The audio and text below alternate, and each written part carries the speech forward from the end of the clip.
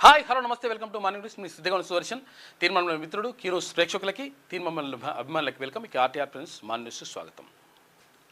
మొత్తం మీద ఏది ఆర్టీజన్లకు సంబంధించినటువంటి సమస్య రాష్ట్ర వ్యాప్తంగా ఉద్యమాలు జరుగుతూ ఉన్నాయి. రాష్ట్ర వ్యాప్తంగా ధర్నాలు చేస్తున్నారు ఆర్టీజన్ కార్మికులు. ఎవరు వీళ్ళు ఆర్టీజన్లు అంటే విద్యుత్ శాఖలో గతంలో బీఆర్ఎస్ ప్రభుత్వం ప్రత్యేకంగా అంటే వీళ్ళని అసలు యాక్చువల్గా ఎవరైతే కాంట్రాక్టు అవుట్సోర్సింగ్ ఉద్యోగులు ఉంటారో వీళ్ళని పర్మనెంట్ చేయాలనేటువంటి ప్రతిపాదన ఉండే. అయితే కాంట్రాక్ట్ ఉద్యోగులను పర్మనెంట్ చేస్తా అని చెప్పినటువంటి కేసీఆర్ అప్పుడు ఏం చేసిండు, ఆర్టిజన్ అని చెప్పేసి ఒక క్లాస్ తీసుకొచ్చేసి ఒక ఉద్యోగులుగా పెట్టేసిండు. ఇక వాళ్ళ జీతాలు పెరిగేది లేదు, తర్వాత వాళ్ళకి బెనిఫిట్స్ వచ్చేది లేదు, వాళ్ళ సెలవులు లేవు, మనులు లేదు, మసాలు లేదు, చాలా రకరకాలుగా ఇబ్బందులు ఎదుర్కొంటున్నారు. దాంతోపాటు జీవితానికి భద్రత లేదు. ఎందుకంటే ఇక్కడ కరెంట్ షాక్ వచ్చి లేకపోతే ఇంకేమైనా చనిపోతే లేకపోతే పూర్తిగా అంగవైకల్యం అయితే రకరకాలుగా ఇబ్బందులు పడితే వాళ్ళకు ఎటువంటి రక్షణ లేకుండా పోయింది. దీంతో ఆర్టిజన్ కార్మికులందరూ కూడా రోడ్లపైకి వస్తూ ఉన్నారు, ధర్నాలు చేస్తూ ఉన్నారు. ఈ టైంలో ప్రభుత్వం చెప్తా ఉంది ఎస్మా ప్రయోగిస్తాం. ఎస్మా ప్రయోగిస్తాం అంటే అందరినీ టర్మినేట్ చేస్తాం, అంటే ఉద్యోగం నుంచి పూర్తి స్థాయిలో తీసేస్తాం. అంటే ఇక్కడ సస్పెండ్ అంటేనేమో 6 నెలల్లో 3 నెలల్లో ఉంటుంది, ఇక టర్మినేట్ అంటే మొత్తం ఉద్యోగం నుంచే తీసేస్తాం అనేటువంటి మాట చెప్తా ఉంది. ఈ నేపథ్యంలో మొత్తం మీద ఆర్టిజన్ కార్మికులు, ఆర్టిజన్ ఉద్యోగులు ఎవరైతే ఉన్నారో, విద్యుత్ శాఖలో పనిచేస్తున్నటువంటి ఆర్టిజన్ ఉద్యోగులు ఎవరైతే ఉన్నారో వాళ్ళు మొత్తం కూడా తీవ్రమైనటువంటి ఆందోళనలో ఉన్నారు. అరే మాకు న్యాయమైనటువంటి డిమాండ్లు నెరవేర్చండి, ఏమాత్రం అవకాశం ఉన్నా కానీ వాళ్ళు అది రెగ్యులరైజ్ చేయాలని చెప్పేసి డిమాండ్ చేస్తూ ఉన్నారు. గతంలో ఆ ప్రభుత్వం చెప్పింది అవతల పడ్డది. కేసీఆర్ ముఖ్యమంత్రిగా ఉన్నప్పుడు బీఆర్ఎస్ ప్రభుత్వం ఏమని చెప్పింది, ఇక్కడ ఏదైతే కాంట్రాక్ట్ కార్మికులు ఉంటారో ఆ కార్మికులని రెగ్యులరైజ్ చేస్తా అని చెప్పిండ్రు. చేయకుండా ఆ తర్వాత ఈ ఆర్టిజన్ అనేటువంటి క్లాస్ తీసుకొచ్చి ఇది పెట్టిన తర్వాత వాళ్ళకు 25,000 రూపాయలు జీతం ఇస్తారు, ఏదో ఇస్తారు ఉపకార వేతనం లెక్క. అది జీతం పెరిగేది లేదు, మళ్ళా ఉండేది లేదు. తర్వాత వీళ్ళకి ఏమైనా సెలవులు ఉంటాయా లేకపోతే సండే మండే లెక్క ఇట్లా అంటే ఇట్లా కాకుండా రోజువారీ కూలీల కంటే అధ్వానమైనటువంటి పరిస్థితి. కాబట్టి రకరకాలుగా వాళ్ళు ఇబ్బందులు ఎదుర్కొంటా ఉన్నారు, రకరకాల సమస్యలతో ఉన్నారు. కాబట్టి ఆ సమస్యలన్నింటిని కూడా పరిష్కరించాల్సిన బాధ్యత ప్రభుత్వం పైన ఉన్నది. ఇప్పుడు విద్యుత్ శాఖ కూడా మరి ఎవరు బట్టి విక్రమార్క గారి చేతిలో ఉన్నట్టుంది. మరి ఆయన ప్రత్యేకంగా దానిపైన ఆలోచన చేయాలి. సరే ఎట్లా దానికి వాళ్ళకు ఎట్లా న్యాయం చేయొచ్చు, ఎట్లా వాళ్ళకు వాళ్ళ సమస్యను ఎట్లా పరిష్కరించవచ్చు అనే దిశగా ప్రభుత్వం ఆలోచన చేస్తే మంచిగా ఉంటుంది. ఎందుకంటే ఇదంతా పెంట అంతా పెట్టిపోయింది కూడా కేసీఆర్, అప్పుడున్నటువంటి ప్రభుత్వం పెట్టిపోయింది. సరే దానికి ఇప్పుడు మనం పరిష్కరించాల్సిన బాధ్యత ప్రభుత్వం పైన ఉంది కాబట్టి అది కూడా చేస్తే బాగుంటుంది. ఎందుకంటే చాలా ఇబ్బందుల్లో ఉన్నారు, ఆవేదనతో ఉన్నారు ఆర్టిజన్ ఎవరైతే ఉద్యోగులు ఉన్నారో విద్యుత్ శాఖలో పనిచేస్తున్నటువంటి వాళ్ళు. అదొకటి. ఇక చర్చలు అన్నారు. ఏది మన ఇరాను, ఇజ్రాయెల్, అమెరికా చర్చలు, ఏది శాంతి ఒప్పందానికి రావాలని చెప్పేసి నిన్న పాకిస్తాన్కి అమెరికా ఉపాధ్యక్షుడు జేడీ వాన్స్ కొంతమంది వాళ్ళతో పాటు ఇక్కడ ఇరాన్ నుంచి అక్కడ స్పీకరు, ఆ స్పీకర్తో పాటు ఇంకో కొంతమంది ముఖ్య నేతలు ఎక్కడికి పాకిస్తాన్కి వచ్చిండ్రు. పాకిస్తాన్ రాజధాని అయినటువంటి ఇస్లామాబాద్కి వచ్చి ఆ ఇస్లామాబాద్లో ఆ చర్చలు జరుగుతూ ఉన్నాయి. ఆ చర్చలు జరిగితే మరి ఫస్ట్ రోజు ఏమైనా చేయలేదా అంటే ఏం తేలలే. వీళ్ళు ప్రతిపాదనలు పెట్టిండ్రు, వాళ్ళు అంగీకరించకపోతే మరి ఎట్లా అని చెప్పేసి ఇట్లా రకరకాలుగా జరిగింది. అయితే ఇరాన్ నుంచి వచ్చినటువంటి ఎవరైతే నాయకులు ఉంటారో ఆ నాయకులు ఒక వినూత్న రీతిలో వాళ్ళ ఆవేదనను, బాధను ప్రపంచానికి తెలియజేయాలనే ఉద్దేశంతో వచ్చేటప్పుడు ఇక్కడ విమానం ఉంటుంది కదా, ఆ విమానం కుర్చీలలో ఎవరైతే 168 మంది ఒక స్కూల్ పైన బాంబు వేస్తే ఆ 168 మంది విద్యార్థులు ఎవరైతే చనిపోయినరో, పిల్లలు ఎవరైతే చనిపోయినరో ఆ పిల్లల ఫోటోలు, తర్వాత వాళ్ళ చెప్పులు అక్కడ ఏది ఆ కుర్చీలలో పెట్టి మొత్తం ప్రపంచానికి అంటే వాళ్ళ ఆవేదనని, బాధని తెలియజేయడానికి. ఎందుకంటే చిన్న పిల్లలపైన దాడులు చేయకంటారా నాయన, అసలు యాక్చువల్గా ఎటువంటి పరిస్థితులు ఎదురవుతూ ఉన్నాయి, ఈ కుర్చీలో వాళ్ళు ఉండాల్సింది అని చెప్పేసి ఒక రకమైన వినూత్న నిరసన చెప్పినరు ఇరాన్ వాళ్ళు. ఇదంతా కూడా నడుస్తూ ఉంది. మరి చర్చలు ఎంతవరకు సఫలమైతే ఏం కథ అనే దానిపైన ఇవాళ రేపు తెలియేటువంటి అవకాశం ఉంటుంది. ఇవాళ మ్యాక్సిమం ఒకవేళ చర్చలు ఇంకా మళ్ళీ కూడా జరిగిన తర్వాత ఏమవుతుంది అనేటువంటి విషయం పైన ఒక క్లారిటీ వచ్చే అవకాశం ఉంది. ఇప్పటికైతే పూర్తిగా క్లారిటీ ఏం రాలే, అంటే ఫస్ట్ రోజు కూడా పెద్దగా ఏం రాలేదు, అదొకటి నడుస్తూ ఉంది. తర్వాత తెలంగాణ రాజ్యాధికార పార్టీలో మొత్తం కూడా చేరికల పరంపర కొనసాగుతూ ఉంది. అన్ని జిల్లాల నుంచి కూడా, అంటే అసలు యాక్చువల్గా మేము అన్నీ కూడా పూర్తిగా మేము అందించలేకపోతున్నాం. అయినా కానీ అన్ని జిల్లాల్లో కూడా చేరికలకి ఎప్పటికప్పుడు జరుగుతూ ఉన్నాయి. పార్టీ బలోపేతం దిశగా ముందులాడు పడతా ఉంది. బీసీ కాన్ఫ్లిక్ట్, ప్రధానంగా బీసీలకు జరుగుతున్నటువంటి అన్యాయం, దాంతోపాటు ఎస్సీ ఎస్టీ మైనార్టీలకు జరుగుతున్నటువంటి అన్యాయం, ఆ తర్వాత అగ్రవర్ణ పేదలకు జరుగుతున్నటువంటి అన్యాయం పైన 100% నిలదీయాలి, వాళ్ళకు న్యాయం జరగాలనేటువంటి దిశగా అంటే ఒక కార్యాచరణ రూపొందించుకుంది తెలంగాణ రాజ్యాధికార పార్టీ తీన్మార్ మల్లన్న గారి ఆధ్వర్యంలో. కాబట్టి అదొకటి నడుస్తూ ఉంది. దాంతోపాటు ఇక్కడ ధర్నా చౌక్ దగ్గర ఏది ప్రైవేటు పాఠశాలలు, ప్రైవేటు విద్యా సంస్థల యొక్క దోపిడీకి నిరసనగా తెలంగాణ రాజ్యాధికార పార్టీ ఒక నిర్ణయం తీసుకుంది. ఏంది అంటే, మొత్తం ఎవరైతే తల్లిదండ్రులు ఉంటారో, ఎవరైతే విద్యార్థుల తల్లిదండ్రులు ఉంటారో ఆ తల్లిదండ్రులతోటి ఒక కార్యాచరణ రూపొందిస్తూ ఉంది. తర్వాత ఆ తల్లిదండ్రులతోటి ఒక ధర్నా చౌక్లో ఒక పెద్ద భారీ బహిరంగ సభ, తర్వాత ఇవన్నీ కూడా కార్యక్రమాలు నిర్వహించాలని తెలంగాణ రాజ్యాధికార పార్టీ భావిస్తూ ఉంది. ఎందుకు చేయాలి మరి ఇట్లా, ఎందుకు ఇటువంటి కార్యక్రమం తీసుకోవాల్సిన అవసరం ఉంది అంటే, విద్యా హక్కు చట్టాన్ని, అంటే విద్యా హక్కు చట్టం 2009 ప్రకారం ప్రైవేటు విద్యా సంస్థల్లో కూడా ఎవరైతే పేద విద్యార్థులు ఉంటారో వాళ్లకు 25% సీట్లు ఫ్రీగా ఇవ్వాలనేటువంటి ఏది ప్రతిపాదన ఉన్నది దాంట్లో విద్యా హక్కు చట్టంలో. కానీ ఎక్కడ కూడా ఇంప్లిమెంటేషన్ జరుగుతలేదు. మరి గతంలో ఉన్నటువంటి బీఆర్ఎస్ ప్రభుత్వం చేయలేదు, ఇప్పుడు అధికారంలో వచ్చినటువంటి కాంగ్రెస్ ప్రభుత్వం కూడా ఆ పని చేస్తలేదు. గతంలో ఈ విషయం పైన తీన్మార్ మల్లన్న క్లియర్గా చూపించండి. నిన్న గతంలో ఈ విషయం పైన ఎవరు, భట్టి విక్రమార్క, ఇప్పుడు ఉప ముఖ్యమంత్రిగా ఉన్నటువంటి భట్టి విక్రమార్క ఎక్కడ శాసనసభ వేదికగా మాట్లాడాడు. ఎందుకు మీరు ఈ విద్యా హక్కు చట్టాన్ని అమలు చేయడం లేదు, ఎందుకు 25% రిజర్వేషన్లు ఇక్కడ పేద పిల్లలకు ఫ్రీగా అడ్మిషన్లు కల్పించేటువంటి ప్రయత్నం చేయడం లేదు అని చెప్పేసి అప్పుడు ఉన్నటువంటి బీఆర్ఎస్ ప్రభుత్వాన్ని, కేసీఆర్ని ఒక రకంగా టార్గెట్ చేసి మాట్లాడాడు. మరి ఇప్పుడు అధికారంలోకి వచ్చింది కదా, అధికారంలో ఉన్నది ఇప్పుడు కాంగ్రెస్ పార్టీ ప్రభుత్వమే కదా, మరి ఇప్పుడు ఉప ముఖ్యమంత్రిగా కొనసాగుతూ ఉన్నారు భట్టి విక్రమార్క. దీనిపైన ఎందుకు మాట్లాడేటటువంటిది చర్చ జరుగుతూ ఉంది రాష్ట్ర వ్యాప్తంగా. కాబట్టి ఇది ఒక అది నడుస్తుంది. కాబట్టి తెలంగాణ రాజ్యాధికార పార్టీ అధ్యక్షులు తీన్మార్ మల్లన్న చెప్తా ఉంది ఏంటంటే, ఈ ప్రైవేటు విద్యా సంస్థల యొక్క దోపిడీ ఆగిపోవాలి, ఇష్టం వచ్చినట్టుగా ఫీజులు వసూలు చేసేటువంటి కార్యక్రమం, దీనివల్ల పేద విద్యార్థుల తల్లిదండ్రులు తీవ్ర ఆవేదనకు గురవుతున్నారు, ఆర్థిక సంక్షోభంతో కొట్టుమిట్టాడుతున్నారు, పిల్లగాలు పెరుగుతున్నారంటే వాళ్ళని బడిలేయాలంటే భయపడే పరిస్థితికి వచ్చేసింది. కాబట్టి ఇది పోవాలని చెప్పేసి తెలంగాణ రాజ్యాధికార పార్టీ అధినేత తీన్మార్ మల్లన్న పదే పదే చెప్తా ఉన్నాడు. అందులో భాగంగానే తల్లిదండ్రులారా అందరూ కూడా కదలి రండి, ఎక్కడికి, ఇక్కడ ఇందిరా పార్కు దగ్గర ఉన్నటువంటి ధర్నా చౌక్లో మనము ఈ ప్రభుత్వానికి వ్యతిరేకంగా, అంటే ఈ అనుసరిస్తున్నటువంటి విద్యా చట్టం అమలు కాకుండా అనుసరిస్తున్నటువంటి విధానాలకు వ్యతిరేకంగా పోరాటం చేద్దాం, ఉద్యమం చేద్దామని చెప్పేసి తీన్మార్ మల్లన్న పిలుపునిచ్చాడు. కాబట్టి తల్లిదండ్రులారా, అది డేట్ ఏంది, 26 26 తారీఖు 4వ నెల ఏప్రిల్ 26న ధర్నా చౌక్ దగ్గర భారీ బహిరంగ సభ, తర్వాత ఈ తల్లిదండ్రులతోటి, విద్యార్థుల తల్లిదండ్రులతోటి, ఎందుకంటే పేద విద్యార్థులు చాలా ఇబ్బందులు పడుతున్నారు. ఈ కార్పొరేట్ వ్యవస్థ ఉన్నటువంటి స్కూళ్ళు కూడా, లేకపోతే కాలేజీలు అయితే ఇష్టం వచ్చిన ఫీజులతోటి తల్లిదండ్రులని ఇబ్బందులు పెడతా ఉన్నారు. కాబట్టి ఆ ఇబ్బందులను పోవాలంటే 100% మనము ఒక కార్యాచరణ తీసుకోవాలని చెప్పేసి తీన్మార్ మల్లన్న తల్లిదండ్రుల పక్షాన, పేద విద్యార్థుల పక్షాన, ప్రైవేటు పాఠశాలలో చదువుతున్నటువంటి విద్యార్థుల పక్షాన కూడా పోరాటం చేయాలని చెప్పేసి నిర్ణయం తీసుకున్నాడు. కాబట్టి ఈ నెల 26 తారీఖు నాడు ధర్నా చౌక్ దగ్గర అందరూ కూడా తల్లిదండ్రులు అందరూ కూడా తల్లి రావాలి. ఎందుకంటే సండే ఉంటే మంచిగా ఉంటుందనే ఉద్దేశంతో, సండేనే రోజు సండే ఉంటే మంచిగా ఉంటుందనే ఉద్దేశంతో, ఎందుకంటే చాలామంది ఉద్యోగాలకు అవన్నీ కూడా వెళ్తుంటారు కాబట్టి సండే అయితే కొంచెం మంచిగా ఉంటుందనే ఉద్దేశంతో సండే రోజు ఈ ప్రోగ్రాం తీసుకున్నాడు. కాబట్టి దానికి రావాలని చెప్పేసి కోరుతా ఉండు తీన్మార్ మల్లన్న.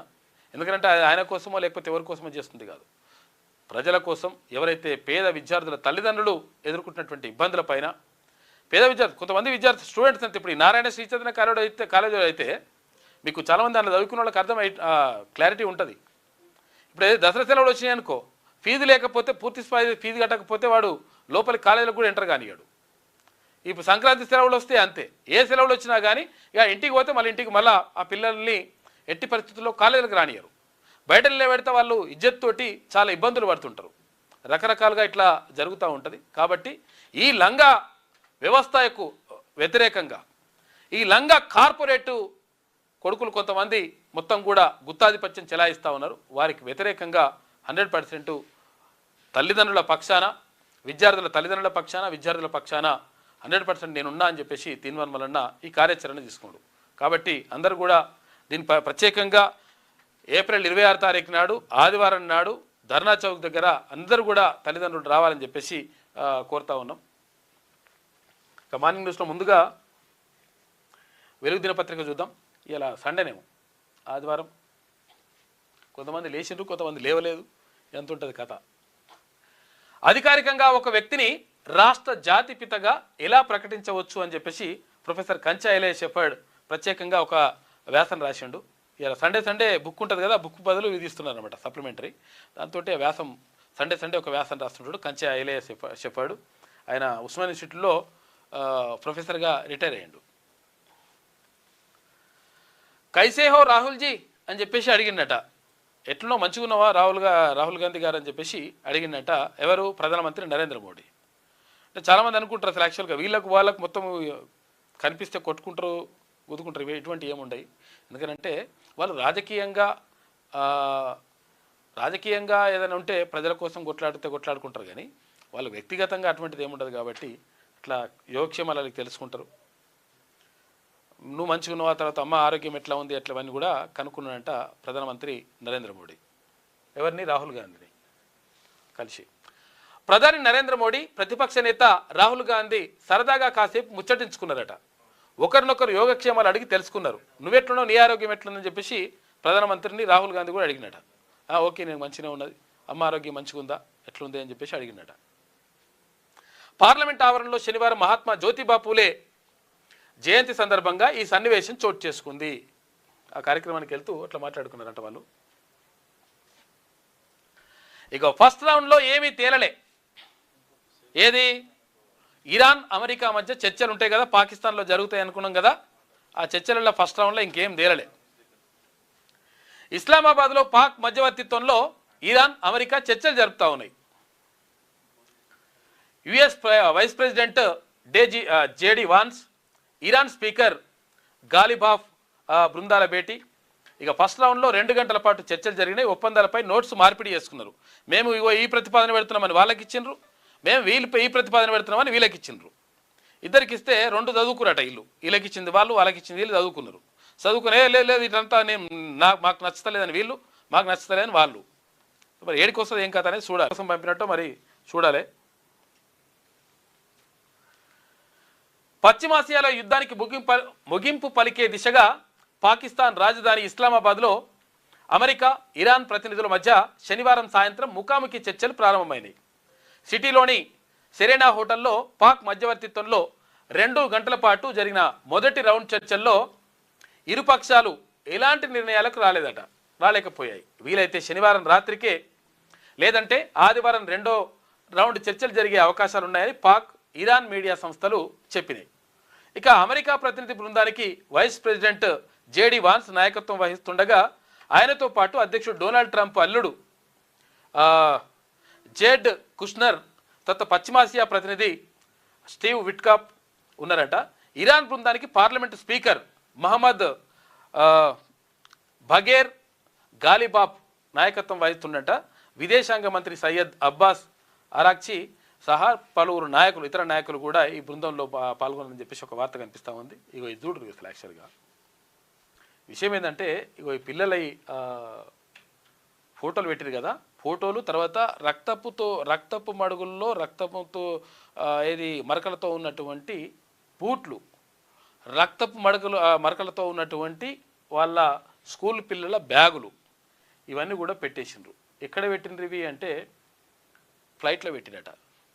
ఫ్లైట్లో పెట్టి ఫ్లైట్ తీసుకొచ్చిండ్రు. ఇవి ఎట్లా ఎందుకు పెట్టిండ్రు అంటే మా పిల్లలని ఎవరైనా పిల్లల పాపం చిన్న పిల్లలపైన, వృద్ధులపైన, మహిళలపైన దాడులు చేయొద్దు అనేటువంటిది ఒక యుద్ధ నీతి ఉంటుంది. అట్లా కాకుండా మీరు స్కూల్ మీద అమెరికా వేసినటువంటి బాంబు దాడిలో స్కూలు మొత్తం కూడా ధ్వంసం అయిపోయి అందులో 168 మంది పిల్లలు చనిపోయినరు. కాబట్టి వాళ్ళ ఫోటోలు ఇవి, వాళ్ళ రక్తపు మరకలతో ఉన్నటువంటి బ్యాగులు ఇవి, వాళ్ళ రక్తపు మరకలతో ఉన్నటువంటి బూట్లు ఇవి అని ఒక రకంగా హృదయ విదారకమైనటువంటి ఘటనను ఇక్కడ ప్రపంచానికి తెలియజేయాలనే ఉద్దేశంతో ఇట్లా తీసుకొచ్చిండ్రు ఇరాన్ వాళ్ళు. అంటే యుద్ధంతో ఏమవుతుందంటే ఇటువంటి జరుగుతుందని చెప్పడానికి.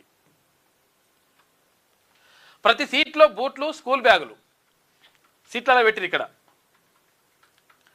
అమెరికా ఇజ్రాయెల్ వైమానిక దాడిలో ప్రాణాలు కోల్పోయిన మినాబ్ స్కూల్ చిన్నారులకు పాకిస్తాన్లో శాంతి చర్చల కోసం బయలుదేరిన ఇరాన్ ప్రతినిధి బృందం వినూత్న రీతిలో నివాళులర్పించింది. విమానంలోని సీట్లలో చిన్నారుల ఫోటోలు, వారి స్కూల్ బ్యాగులు, రక్తంతో తడిసిన బూట్లను, గులాబీలను ఉంచి ఇస్లామాబాద్కు భావోద్వేగ యాత్ర చేసింది. చిన్నారుల మృతికి నివాళిగా ఆ విమానానికి కూడా ఆ స్కూల్ పేరు పెట్టారు, మినాబ్ 168. 168 అంటే 168 మంది పిల్లలు చనిపోయారు కాబట్టి 168 మినాబ్ అనేటువంటిది ఆ స్కూల్. ఆ స్కూల్ మొత్తం కూడా బాంబు వేస్తే ఆ స్కూల్ ఖతం అయిపోయింది. అట్లా ప్రత్యేకంగా నివాళులు అర్పిస్తూ తర్వాత ఇది ప్రపంచానికి తెలవాలని చెప్పేసి ఇట్లా తీసుకొచ్చిండ్రు. ఇస్లామాబాద్లో జేడీ వాన్స్ను ఆహ్వానిస్తున్న మునీర్, ఇక్కడ చర్చల కోసం వస్తున్న ఇరాన్ స్పీకర్ గాలిబాఫ్ అని చెప్పేసి ఇక్కడ మనం చిత్రాలు చూసుకోవచ్చు. మొత్తం మీద నిన్న చర్చలు అయితే ఇంకా ఏ కొలిక్కి రాలేదు. ఇంకా మళ్ళీ ఒకసారి రెండో విడత చర్చలు జరిగితే, ఎందుకంటే వీళ్ళు పెట్టిన ప్రతిపాదనను వాళ్ళు తీసుకున్నారు, వాళ్ళు పెట్టిన పేపర్ని వీళ్ళు తీసుకున్నారు. అయితే ఇరుగురు కూడా వీళ్ళు ఇక్కడ అక్కడ ఉన్న నిర్ణయం తీసుకోరు కాబట్టి మళ్ళీ ఫోన్ చేసి మాట్లాడుకుంటారు. మరి ఎట్లా చేద్దాం ఏం కథ అని చెప్పేసి వీళ్ళు ఇరాన్కి ఫోన్ చేస్తారు, ఎట్లా చేద్దాం ఏం కథ అని చెప్పేసి వాళ్ళు అమెరికా ఇప్పుడు ఉపాధ్యక్షుడు ఉంటే ఆ ట్రంప్కి ఇట్లా చెప్పి మరి ఏం చేద్దాం, ఎట్లా నిర్ణయం తీసుకుందాం, వీళ్ళు ప్రతిపాదనలు పెట్టినరు, ఏం చేద్దామని చెప్పేసి అవి వాళ్ళు మాట్లాడుకొని నిర్ణయం తీసుకునే అవకాశం ఉంటుంది. అందుకనే రెండో విడత చర్చలు కూడా చేస్తారట, ఇవాళ జరిగే అవకాశం ఉంటుంది. ఇది యుద్ధానికి సంబంధించి. ఇగో అమెరికా ఆయిల్ కొనండి అని చెప్పేసి ట్రంప్ అంటున్నాడు. మా దగ్గర మస్తుగా ఆయిల్ ఉన్నది, క్వాలిటీ ఉన్నదని చెప్తున్నాడు. మళ్ళా మునగాడు ఉందిలా మార్కెటింగ్ చేసుకుంటున్నారు కూడా. ప్రపంచ దేశాలు అమెరికా చమురు కొనాలని డొనాల్డ్ ట్రంప్ పిలుపునిచ్చారు. రష్యా, సౌదీ అరేబియా కంటే అధిక ఆయిల్ నిల్వలు తమ వద్ద ఉన్నాయని ప్రకటించారు. ప్రపంచంలో అత్యంత స్వచ్ఛమైన చమురును లోడ్ చేసుకోవడానికి భారీ సంఖ్యలో ట్యాంకర్లు అమెరికా వైపు వస్తున్నాయని ట్రూత్లో పోస్ట్ చేసారు. ట్రూత్ అంటే మన దగ్గర ట్విట్టర్ లెక్క అనమాట, ఆయన సొంతది ఉంది, అది సోషల్ మీడియా. అందులో పోస్ట్ చేసినంట ఎవరు, అమెరికా అధ్యక్షుడు డొనాల్డ్ ట్రంప్. తర్వాత నిన్న హైడ్రాకి హ్యాట్సాప్ చెప్పాలి కొన్ని విషయాల్లో. ఇంకా నిజంగా ఏంటంటే పేదల ఇళ్ల వైపు వెళ్ళనంత వరకు 100% హైడ్రా చేస్తున్నటువంటి పనులు మంచియే, మనం కొన్ని విషయాల్లో సపోర్ట్ చేయాలి. ఇక్కడ ఇద్దరు అన్నదమ్ములు ఇష్టం వచ్చినట్టుగా మొత్తం కూడా 42.5 ఎకరాల భూమిని చెరబట్టి మొత్తం 100,000 కోట్ల రూపాయల దందా నడిపించేసి రకరకాలుగా ఇబ్బందులు పెట్టి భయభ్రాంతులకు గురి చేసి ఇవన్నీ చేస్తే మొత్తం వాళ్ళు కట్టుకున్నటువంటి మొత్తం కూడా అవన్నిటిని కళల మేడల్ని కూడగొట్టేసింది నిన్న హైడ్రా. ఒక రకంగా అక్కడ ఊర్ల వాళ్ళు ఇప్పుడు అమ్ముకుంటారు, భూమి అమ్మితే భూమి అమ్మినోనికి కూడా పైసలు ఇయ్యరు. తర్వాత అక్కడ ప్లాట్లు కొంటారు, ప్లాట్లు కొన్న వాళ్ళకి మళ్ళీ అవి ఉండదు. ఇట్లా రకరకాలుగా ఇబ్బందులు పెడితే నిన్న హైడ్రా వెళ్ళేసి మొత్తం కథం చేసి పడేసింది. 42 ఎక్కడ ఇది, సంగారెడ్డి జిల్లా అమీన్పూర్ మండలం దగ్గర. ఇది 42.5 ఎకరాల ప్రభుత్వ భూమిలో అన్న ఫామ్ హౌస్, తమ్ముడు అపార్ట్మెంట్ కట్టుకున్నాడట. చూసుకోయిగా ఎట్లున్నదో లెక్క. ఐలాపూర్లో అక్రమంగా కట్టిన ఫామ్ హౌస్ను కూల్చేసిన హైడ్రా ఫామ్ హౌస్ కథం చేసి పడేసింది. పెద్ద బిల్డింగ్ కట్టుకున్నాడు. 720 కోట్ల రూపాయల విలువైన భూములను చెరబట్టిన బీఆర్ఎస్ నేతలు. 720 కోట్లు కాదు, ఇంకా 1000 కోట్లు ఇది కథ. ఇప్పుడు మనం వేరే పేపర్లో చూపిస్తాను నీకు. ఇంకా నేలమట్టం చేసి స్వాధీనం చేసుకున్న హైడ్రా. సంగారెడ్డి జిల్లా అమీన్పూర్ మండలం ఐలాపూర్లో మెగా ఆపరేషన్. 15,000 కోట్ల రూపాయల విలువైన 861 ఎకరాలు స్వాధీనం చేసుకున్నారు. ఇక్కడ 15,000 కోట్ల రూపాయలు మొత్తం టోటల్గా. ఇప్పుడు ఇది కాకుండా 15,000 కోట్ల రూపాయల భూములను స్వాధీనం చేసుకున్నారు. ఆ వెంటనే కంచె వేసి కాపాడిన అధికారులు హైడ్రాకు మద్దతుగా సేవ్ ఐలాపూర్ అంటూ నినదించిండ్రు జనము. రాష్ట్రంలో సంచలనం సృష్టించింది ఇది. ఇట్లా అన్నీ చేయాలి. ఇక్కడ ఏది ఇప్పుడు మాజీ మంత్రి మల్లారెడ్డి, తర్వాత ఇక్కడ ఏది అనురాగ్ యూనివర్సిటీ కూడా చెరువులా కట్టిండ్రు. అవి కూడా దానిపైన కూడా వేయాలి. తర్వాత ఇక్కడ ఏది పాత బస్తీలో వీళ్ళకి సంబంధించి ఓవైసీలకు సంబంధించింది అదో కాలేజ్ ఉంది, ఆ కాలేజీ కూడా. వీటన్నిటికీ సంబంధించి. ఎందుకనంటే ఎప్పుడైతే మీరు పెద్దవాళ్ళని పేదవాళ్ళని సేమ్ చూసి కరెక్ట్గా చూసి అంటే సమానంగా చూసి పెద్దవాడైనా పేదవాడైనా ఎవరికైనా సేమ్ న్యాయం జరుగుతున్నటువంటి ఒక భరోసా కల్పిస్తే డెఫినెట్గా ఒక నమ్మకం వస్తుంది. అట్లా కాకుండా పేదోళ్ళకి ఊరగొడతాం, పెద్దోళ్ళకి అట్లనే పెడతామంటే మంచిగా ఉంటుంది. కాబట్టి దీని ద్వారా ఒక రకమైనటువంటి మంచి పని చేసింది హైడ్రా అనేటువంటి ప్రశంసలు కూడా వస్తూ ఉన్నాయి. ఎందుకంటే అరాచకముగా మామూలుగా కాదు, జస్ట్ వాళ్ళ గురించి మాట్లాడితే కూడా కేసులు వేసిండు మనోడు, ఇంత లానోబీనో వేసి. అనగనగా ఇద్దరు బీఆర్ఎస్ లీడర్లు సంగారెడ్డి ఎమ్మెల్యే చింత ప్రభాకర్కు ప్రధాన అనుచరులు. పేరు ముకీం అజీం. తమ నేత అండ చూసుకొని రెచ్చిపోయినరు. గత ప్రభుత్వ హయాంలో సంగారెడ్డి జిల్లా అమీన్పూర్ మండలం ఐలాపూర్లో 720 కోట్ల రూపాయల విలువైన 40 ఎకరాలకు పైగా సర్కారు భూమిని చెరబట్టిండ్రు. అన్న 40 ఎకరాల్లో పండ్ల తోటలు వేసుకొని నడుమ విలాసవంతమైన ఫామ్ హౌస్ కట్టుకుంటే తమ్ముడు మరో చోట 2.5 ఎకరాల్లో 3 టవర్ల అపార్ట్మెంట్ కట్టి అమాయకులకు అమ్మి సొమ్ము చేసుకున్నాడు. ప్రభుత్వ భూములను కబ్జా పెట్టి నిర్మాణాలు చేపట్టినట్టు పక్కా ఆధారాలు సంపాదించిన హైడ్రా శనివారం వీరిద్దరి భరతం పట్టింది. మంచిగా కథం ఎక్కడికక్కడ అపార్ట్మెంట్లు అంతా కథం చేసి పడేసింది. ఇక్కడ పేద ఫామ్ హౌస్ పని కూడా చేసి పడేసింది. పెద్ద సంచలనం ఇది. 15,000 కోట్ల రూపాయల భూమిని కాపాడింది హైడ్రా. ఇటువంటి విషయంలో అభినందించాలి. ఎందుకంటే పేదలకు కొంతవరకు న్యాయం చేసేటువంటి ప్రయత్నం కూడా చేయాలి. దాంట్లో పాపం పేదల అవి ఉన్నాయంట, ఇండ్లు ఉన్నాయంట, వాళ్ళ ప్లాట్లు ఉన్నాయంట. ఆ ప్లాట్లను కూడా దగ్గర రాకుండా రకరకాలుగా దుర్మార్గం చేసిండ్రు ఆ అన్నదమ్ములు ఇద్దరు కలిసి. కాబట్టి ఒక రకంగా మంచి చేసింది హైడ్రా. ఇక గ్లోబల్ మార్కెట్కు మన వర్క్ ఫోర్సు ఏటీసీల్లో శిక్షణ పొందిన యువతకు జర్మనీ లాంటి దేశాల్లో ఉపాధి అని చెప్పేసి మంత్రి వివేక్ వెంకటస్వామి అంటున్నాడు. ఇక టామ్కామ్లో శిక్షణ కోసం 12 మిలియన్ యూరోలతో ప్రత్యేక నిధి. త్వరలో మరో 53 ఏటీసీ కేంద్రాలు అందుబాటులోకి తెస్తామని వెల్లడి. జర్మనీలోని ఎర్లాంజన్లో మంత్రి పర్యటన. తెలంగాణ బిడ్డలతో ప్రత్యేక భేటీ అయ్యిండు మంత్రి వివేక్ వెంకటస్వామి. ఎక్సైజ్ కమిషనర్పై చర్యలు తీసుకోవాలి. డీసీ సోమిరెడ్డిని అధికారికంగా దూషించారు. పూర్తిస్థాయి విచారణకు ప్రభుత్వం ప్రత్యేక కమిటీని ఏర్పాటు చేయాలి. ఇప్పుడు ఇది చేస్తున్నారు కదా, ఎక్సైజ్ కమిషనర్ చేసిండని చెప్పేసి అంటున్నారు కదా. సరే, ఆయన ఏం చేసిండో తర్వాత పక్కకు పెడితే, ఇట్లనే ఎవరైనా కానీ బీసీలకు సంబంధించినటువంటి ప్రభుత్వ ఉద్యోగులు ఎవరైతే ఉంటారో, ప్రభుత్వ ఉద్యోగులను ఎవరైనా ఇట్లనే వేధిస్తే, ఇప్పుడు డిప్యూటీ కమిషనర్ నన్ను బాగా తిట్టిండు, తర్వాత నన్ను ఇష్టం వచ్చినట్టుగా అవమానించిండు అందరి ముందర అని చెప్పేసి ఆయన ఫీల్ అయ్యి నేను రాజీనామా చేస్తా, మొత్తం దీని మీద కొట్లాడతా అని చెప్పేసి చెప్తా ఉన్నాడు సోమిరెడ్డి గారు. మరి అట్లనే బీసీ ఉద్యోగులకు సంబంధించి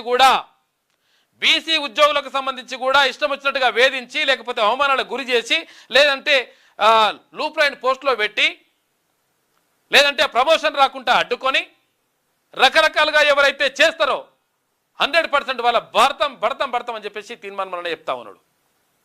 భర్తం పట్టడమే కాదు, అవసరమైతే దాడులకు కూడా దిగుతాం, భౌతిక దాడులకు కూడా వెనుకాడేది లేదు అని చెప్పేసి క్లియర్గా చెప్తా ఉన్నాను. ఎందుకంటే బీసీ ఉద్యోగులు అంటే ఎవరు లేరు, కనీసం వీళ్ళ గురించి మాట్లాడరు అని చెప్పేసి అటువంటి ఫీలింగ్లో ఉన్నారు కొంతమంది. వాళ్ళ పని కూడా చేయాల్సిన అవసరం ఉన్నది 1000%. ఎందుకు అంటే ఇక బీసీ ఉద్యోగులు అంటే యాక్చువల్గా వాళ్ళు మనుషుల కింద లెక్క కాకుండా కులం పేరుతోటి దూషించడం, అందుకనే బీసీలకు కూడా అట్రాసిటీ కావాలంటున్నారు. ఇప్పుడు బాలసంతులు ఉంటే వాళ్ళు బీసీఏకి సంబంధించినటువంటి వాళ్ళే, గంగెద్దుల సోదరులు ఉంటే వాళ్ళు, ఇట్లా వంశరాజులు, తర్వాత ఇక రకరకాలుగా కులాలు ఉన్నాయి. ఆ కులాల పేరుతోటి దూషిస్తూ ఉన్నారు. మరి బీసీలకు ఆత్మగౌరవం అవసరం లేదా? బీసీలకు అట్రాసిటీ అవసరం లేదా? కాబట్టి 100% బీసీలకు కూడా అట్రాసిటీ కావాలంటున్నాడు తీర్మాన్ మల్లన్న. ఇక్కడ ఇప్పుడు ఒక అధికారి ఆయన ఇప్పుడు సరే ఇప్పుడు ఆయనకు ఏమైనా అవమానం జరిగి ఉండొచ్చు, జరిగిందో జరగలేదో మనకు తర్వాత విషయం, దాని మీద ఎంక్వైరీ చేస్తే తేలుతుంది. ఓకే, అంటే ఒక అధికారి ఆయన రెడ్డి అయినప్పుడు మరి ఇంకొక అధికారి మరి ఆయన ఏందో అయినప్పుడు ఆయన ఇంత తీసుకున్నాడు. బీసీ అధికారులకు సంబంధించి కానీ బీసీ ఉద్యోగులకు సంబంధించి కానీ ఎవరికైనా అన్యాయం జరిగితే రకరకాలుగా ప్రైవేట్ వ్యవస్థల్లో కూడా రకరకాలుగా వివక్ష జరుగుతూ ఉంది.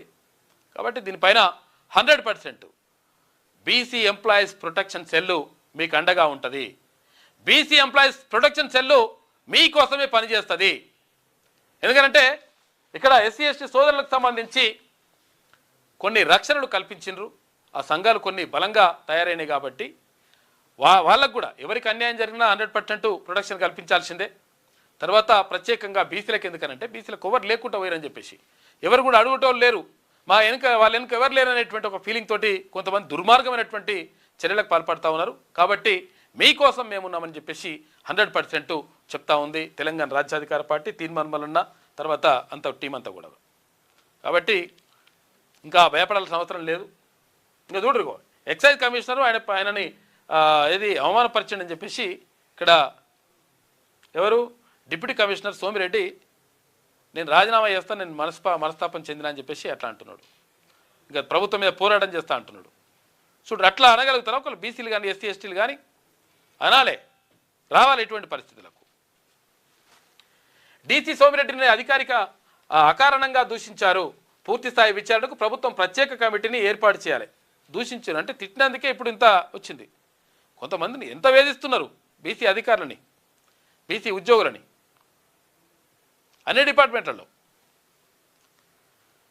త్వరలో సీఎం మంత్రి జూపల్లి సిఎస్కు ఫిర్యాదు చేస్తాం, తెలంగాణ ఉద్యోగ జేఏసీ చైర్మన్ వి లచ్చిరెడ్డి చెప్తా ఉన్నారు. చూసినావా, ఒక రెడ్డి గారికి అన్యాయం జరుగుతుంది, ఇంకో రెడ్డి గారు వచ్చేసిండ్రు, అక్కడికి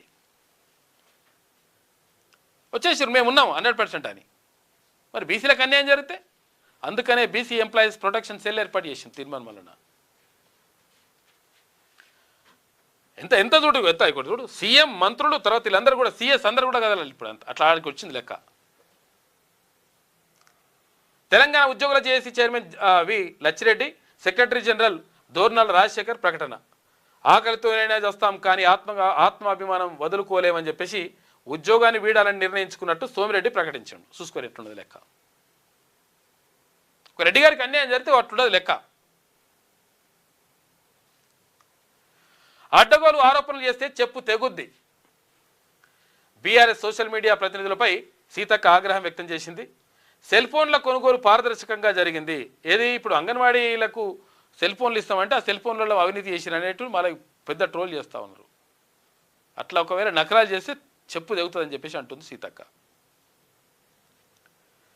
అంగన్వాడీలకు ఫోన్లు ఇస్తుంటే కళ్ళల్లో నిప్పులు పోసుకుంటున్నారు, తప్పుడు ఆరోపణలు చేసే వారిపై పరువు నష్టం దావా వేస్తామని వార్నింగ్ ఇచ్చింది సీతక్క. కేంద్రం రాష్ట్రం మధ్య దొడ్డు బియ్యం పంచాది. ఈ యాసంగిలో 1,40,00,000 టన్నుల ధాన్యం వస్తుందని అంచనా వేస్తున్నారు. ఏది ఇప్పుడు దొడ్డు బియ్యం ఎవరికి ఇవ్వాలి ఏం కాదు. ఎందుకంటే ఇప్పుడు ఇచ్చే బియ్యం కూడా ఏమవుతుందంటే ఈ రేషన్ బియ్యం ఉంటాయి కదా, ఈ రేషన్ బియ్యం పంపిణీ కూడా దొడ్డు బియ్యం ఇస్తలేరు, ఇప్పుడు సన్న బియ్యం వస్తున్నాయి. మరి దొడ్డు బియ్యం ఎవరికి ఇవ్వాలి, తర్వాత బాయిల్డ్ రైస్ ఎవరికి ఇవ్వాలి, అందరు రా రైస్ అని అడుగుతుంటే మరి ఏందనేది కూడా ఇప్పుడు చర్చ జరుగుతూ ఉందట. అక్కడ కేంద్రం తీసుకుంటలేదు, ఇప్పుడు రాష్ట్రం తీసుకుందామంటేనేమో రాష్ట్ర ప్రభుత్వం పంపిణీ చేద్దామంటేనేమో సన్న బియ్యం ఇస్తామని హామీ ఇచ్చే, మరి ఎట్లా అని చెప్పేసి ఆలోచిస్తారట. కేంద్రం రాష్ట్రం మధ్య దొడ్డు బియ్యం పంచాయతీ. అయితే ఈ యాసంగిలో 1,40,00,000 టన్నుల ధాన్యం వస్తుందని అంచనా వేస్తున్నారు. ఇందులో 85 లక్షల టన్నులు దొడ్డు వడ్లే వస్తాయట. కానీ రా రైసే కావాలంటున్న ఎఫ్సిఐ. రా రైస్ అంటే ఏంటిది, మనం పట్టిస్తాం కదా అవి అనమాట, మామూలు బియ్యం. ఇంకా బాయిల్డ్ రైస్ అంటే అవి బాయిల్ చేస్తారు, బాయిల్ చేస్తే ఏమవుతుందంటే నూకలు రావు,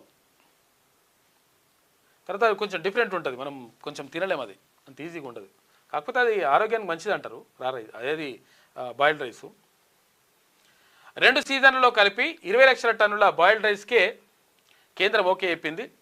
రాష్ట్రంలో రేషన్ కింద ఇప్పటికే సన్న బియ్యం పంపిణీ చేస్తున్నారు. దీంతో దొడ్డు బియ్యం ఏం చేయాలో తెలియక తలలు పట్టుకుంటున్నారు సివిల్ సప్లైస్ శాఖ అధికారులు. తీవ్ర గందరగోళం నడుమ వడ్ల కొనుగోలు షురువైంది. కేంద్ర రాష్ట్రాల నడుమ దొడ్డు బియ్యం పంచాయతీ మొదలైంది. ఈ యాసంగి సీజన్లో రైతులు అత్యధికంగా దొడ్డు వడ్లు సాగు చేశారు. అధికారుల అంచనాల ప్రకారం 85 లక్షల టన్నుల దాకా దొడ్డు వడ్ల దిగుబడి వస్తుంది. వీటిని బాయిల్డ్ రైస్గా మార్చి కస్టమ్ మిల్లింగ్ రైస్ అంటే సిఎంఆర్ కింద ఎఫ్సిఐకి పెడతామనుకుంటే కేంద్ర ప్రభుత్వం నో అంటుంది. ఈ వానాకాలం ఈ యాసంగి సీజన్లో కలిపి కేవలం 20 లక్షల టన్నులు బాయిల్డ్ రైస్ మాత్రమే సిఎంఆర్ కింద తీసుకుంటామని, మిగిలినదంతా రారైస్గా ఇవ్వాలని తేల్చి చెప్తుందట. దీంతో దొడ్డు బియ్యాన్ని రారైస్గా మారిస్తే నూక శాతం ఎక్కువగా ఉంటుంది. ఎందుకంటే ఎండాకాలం అట్లా వస్తుంది. భారీగా పెరిగి నష్టం వచ్చే అవకాశం ఉంది. దీంతో కనీసం 40 లక్షల టన్నులు అనుమతించాలని రాష్ట్రం కోరుతున్నది. కాకపోతే కేంద్ర ప్రభుత్వం అట్లా ఒప్పుకోలేదట. చూసుకోగా దొడ్డు బియ్యం పంచాయతీ నడుస్తుంది. ఇగో గంజాయి బ్యాచ్ ఎంత డేంజర్ ఉంటుందో చూడుర్రి. మొన్న అత్యాచారం చేసిండ్రు, తర్వాత ఇంకా హత్యలు చేసిండ్రు. గాడొకడైతే ఈ నాచారం అయిన ఒక ఆయనని చంపేసిండ్రు. మొత్తం ఒక మనిషిని చంపేసిండ్రు. అంటే వాళ్ళ కంట్రోల్లో వాళ్ళు కూడా ఉండరు. చాలా దారుణంగా ఉంటుంది పరిస్థితి. అది కుటుంబానికి కూడా నష్టమే, సమాజానికి నష్టమే, అన్ని రకాల నష్టమే. ఈ గంజాయి కానీ ఈ మత్తు పదార్థాలు ఏవైతే డ్రగ్స్ ఉంటాయో, ఈ డ్రగ్స్ తీసుకున్నవాడు ఇక వాని చేతిలో వాడు ఉండడు. ఇగో రీల్స్ చేసుకుంటా ఆ రీల్స్ల వ్యూస్ కోసము నజ్జి ఇచ్చినట్టు చూసుకోరు ఎట్లుండదు లెక్క. సోషల్ మీడియాలో వ్యూస్ కోసం గంజాయి బ్యాచ్ అరాచకం. రోడ్డుపై నడుచుకుంటూ వెళ్తున్న వ్యక్తిపై బండరాయితో దాడి చేసిండట. చూసుకోగా కాళ్ళు నుజ్జు అయ్యే వరకు కొట్టిరట.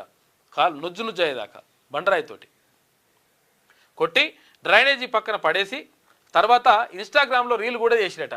వరంగల్లో దారుణం. మార్చి 17న ఘటన జరిగితే తాజాగా పోలీసులకు ఫిర్యాదుతోటి వెలుగులోకి వచ్చింది. చూసుకోరు ఎట్లుందో. గంజాయి బ్యాచ్ ఇట్లుంటుంది. ఇక రాష్ట్రం సలసలం అంటుంది. మొత్తం మామూలు కాదు. అసలు బయటకు వెళ్ళాలంటేనే దారుణమైన పరిస్థితి ఉంది. ఈ 10 గంటలకే మొత్తం ఇక 9-10 గంటల 10 అయిందంటే ఇక అసలు బయటకు వెళ్ళే పరిస్థితి లేకుండా అయిపోయింది. ఇక్కడ బాగా ఎండలు విపరీతంగా. ఇక తర్వాత ఇంట్లుంటే కూడా ఉక్కపోత. ఈ ఏసీలు, తర్వాత ఈ కూలర్లు, తర్వాత ఈ ఫ్యాన్లు ఇట్లా లేకపోతే మాత్రం ఇక అసలు ఉండే పరిస్థితి. ఇక రేకులు ఉన్న వాళ్ళైతే ఇంకా దారుణం. ఇక వాళ్ళ పరిస్థితి ఇక చెప్పలేము. ఇక మొత్తం పైనుంచి అట్లా వస్తుంది, కింద నుంచి వేడి వస్తుంది, ఆగమాగం ఉంటుంది పరిస్థితి. పాపం చాలా ఇబ్బంది పడుతూ ఉన్నారు. ఇంకా ఇబ్బందులు ఉంటాయంట. కాబట్టి జాగ్రత్తగా ఉండండి. ఇంకా ఎక్కువ ఉష్ణోగ్రతలు పెరిగే అవకాశం ఉందంట. ఎండలు మండిపోతున్నాయి. 2 జిల్లాలు మినహా అంతటా 40 డిగ్రీలకు పైగానే ఉష్ణోగ్రతలు నమోదవుతున్నాయి. 40 డిగ్రీలు అంటే మామూలు ఉండదు.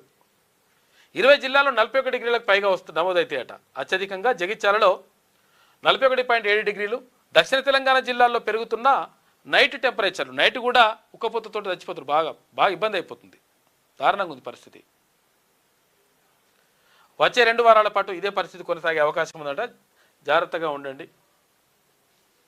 అరే అవును కానీ ఇవాళ ఇంటర్ రిజల్ట్స్ ఉన్నాయి. ఇవాళ ఇంటర్ 9 లక్షల మంది పిల్లలు రాసినారు ఇంటర్ పరీక్షలు. కాబట్టి తల్లిదండ్రులారా మీ పిల్లల్ని భరోసా ఇవ్వండి. మీ పిల్లలకు ఒక టెన్షన్ పడకూడదని చెప్పండి. మామూలు కూడా చెప్తున్నాం. పిల్లలు ఉన్నారు వాళ్ళకు కూడా చెప్తున్నాం. ఎందుకనంటే ఈ ఇంటర్ పరీక్షలు అనేటువంటి జీవితంలో చాలా పరీక్షలు ఉంటాయి. జీవితంలో చాలా ఎగ్జామ్స్ రాస్తారు. అవి పరీక్షలు కామన్గా నడుస్తుంటాయి. ఈ పరీక్ష కాకపోతే ఇంకో పరీక్ష, లేకపోతే సప్లిమెంటరీ ఉంటుంది, అన్నీ ఉంటాయి. అలాంటి టెన్షన్ పెట్టి అయ్యయ్యో అయిపోయిందా, వానికి అన్ని మార్కులు వచ్చినాయి, నీకు ఇన్ని మార్కులు వచ్చినాయి. అయితే ఓ పిల్లగాని అంటుందట, చూసినవారా ఆ పిల్లకి ఎట్లా మార్కులు వచ్చినాయి, చూసినవారా ఆ అమ్మాయి ఎట్లా అంటే అదేంటి ఎట్లా చదువుతుందో చూసినవారా, ఆ అమ్మాయి ఎట్లా పోతుందో చూసినవారా, ఎట్లా కాలేజీ పోతుందో చూసినవారా అని అడుగుతున్నాడు. తల్లిదండ్రులు చెప్తున్నట. ఎవరికి? ఆ పిల్లగానికి. నీకేమైందిరా, నీకెందుకు మార్కులు రాలేవురా, నువ్వెందుకు ఫెయిల్ అయినవురా అని చెప్పేసి ఆ పిల్లగాని అడిగట. ఒక జోక్ అట్లా వేస్తాడు అనమాట. అడిగితే ఆ పిల్లగాని అంట చూసినవా అంటే ఆ పిల్లని చూసుకుంటే నేను నాశనం అయిందే, ఆ పిల్లని చూసుకుంటే నేను చదవలేదు చేయలేదని చెప్పిండట పిల్లగాడు. అంటే ఇట్లా నడుస్తుంటుంది. కాబట్టి విషయం ఏంటంటే తల్లిదండ్రులు ఇంటర్ విద్యార్థుల రిజల్ట్స్ వస్తున్నాయి కాబట్టి బాగా టెన్షన్ పెట్టకండి. ఏదొచ్చినా కానీ సానుకూలంగా వాళ్ళకు నచ్చ చెప్పండి. ఈసారి కాకపోతే వచ్చేసారి ఇంకా మార్కులు పెరుగుతాయి, ఈసారి ఫెయిల్ అయితే ఒకవేళ వచ్చేసారి పాస్ అవుతావు, ఇట్లా అని చెప్పండి. భరోసా ఇవ్వండి కొంచెం. లేకపోతే పిల్లలు బాగా సెన్సిటివ్ అయిపోయారు. మా పిల్లలు చాలా గారాభంగా పెంచుతామంటే గారాభంగా పెంచొద్దు. మరి పెంచితే సెన్సిటివ్ అవుతారు పిల్లలు. గారాబంగా అంటే మంచిగా చూసుకోవడం తప్పేం కాదు, మంచిగా 100% మంచిగా చూసుకోవాలి. కానీ ఇష్టం వచ్చిన స్వేచ్ఛ ఇచ్చేసి ఇష్టం వచ్చినట్టుగా తిరుగుర్రా తినుర్రా అంటే ఆగమాగం అవుతుంది కథ. ఇక ఇవాళనే ఇంటర్ రిజల్ట్స్, అబ్బాయి రిజల్ట్స్ గురించి కంగారు లేదట వదిన. ఉన్నదల్లా త్వరలో మీ అన్నయ్య పార్టీ 4 రాష్ట్రాల రిజల్ట్స్ గురించే టెన్షన్ పడుతున్నట టీవీ చూసుకుంటా. ఎందుకంటే అక్కడ 4 రాష్ట్రాలు ఒక కేంద్రపాలిత ప్రాంతంలో ఎలక్షన్స్ అవుతున్నాయి కదా, మరి ఏమొస్తుంది రిజల్ట్ అనే దాని మీదనే టెన్షన్ ఉందట. ఇది వెలుగులో ఉన్నటువంటి ప్రధాన కథనాలు. అయితే ఒకసారి విజయక్రాంతి చూద్దాం.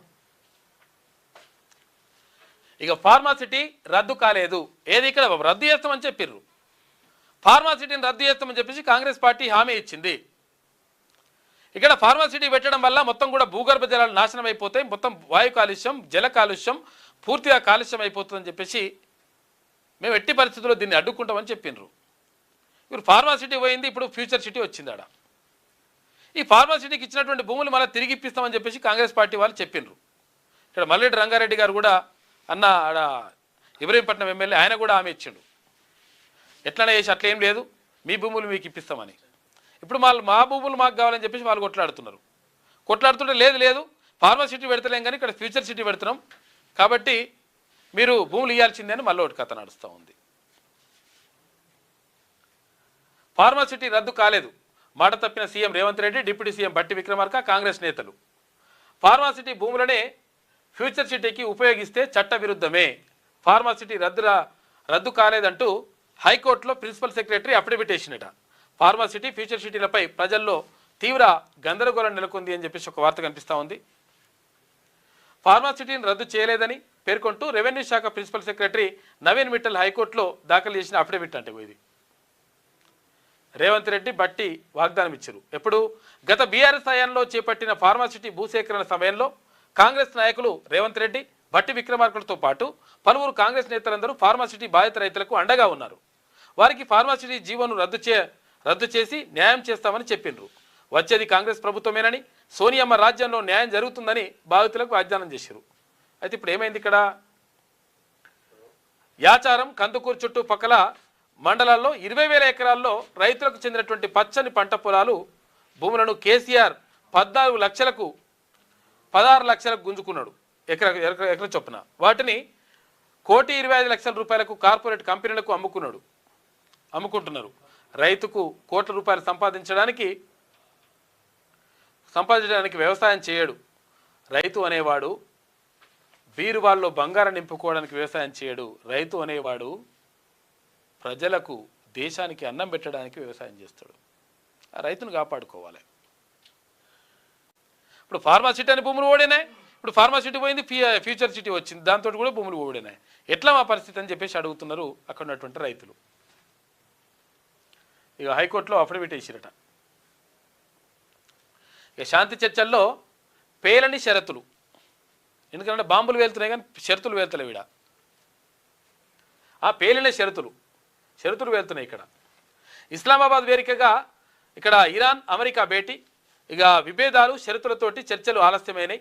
ఇరు దేశాల ప్రతినిధులతోటి పాక్ ప్రధాని షరీఫ్ విడివిడిగా భేటీ అయ్యిండు. లెబనాన్పై దాడులు ఆపాలని ఇరాన్ను డిమాండ్ చేసింది.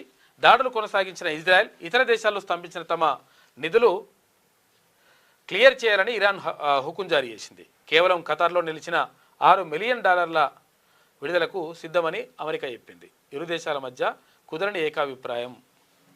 మరో రోజు కూడా ఇయ్యాలనో రేపు మళ్ళీ కూడా చర్చలు జరుగుతాయంటే ఇవాళ జరిగే అవకాశం ఉంది.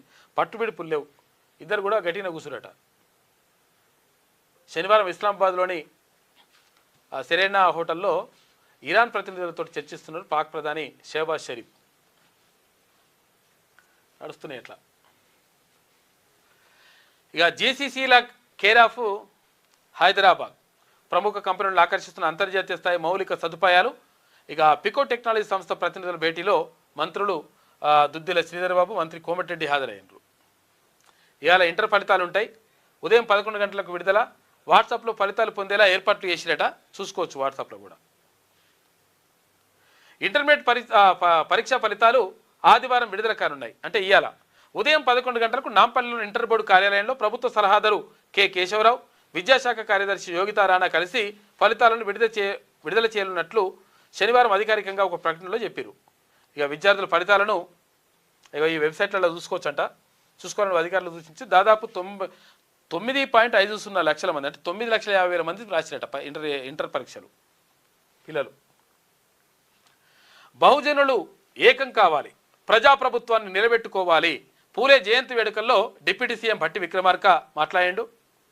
శనివారం రవీంద్ర భారతిలో మహాత్మా జ్యోతిరావు పూలే 200వ జయంతి వేడుకలను ప్రారంభిస్తున్న డిప్యూటీ సీఎం మల్లు భట్టి విక్రమార్క, మంత్రి వాకిటి శ్రీహరి, మాజీ ఎంపీ వి హనుమంతరావు తదితరులందరూ కూడా పాల్గొన్నారు. మళ్ళీ వచ్చేది బీఆర్ఎస్ఏ, ఫ్యూచర్ సిటీ పేరుతో భూదందా, ముచ్చర్ల భూముల్లో రియల్ ఎస్టేట్ సెటిల్మెంట్లు, రైతుల భూములు 22/Aలో పెట్టి వేధింపులు. ఇబ్రహీంపట్నం బీఆర్ఎస్ సమావేశంలో పార్టీ నేత అక్కడ కేటీఆర్ మండిపాటు.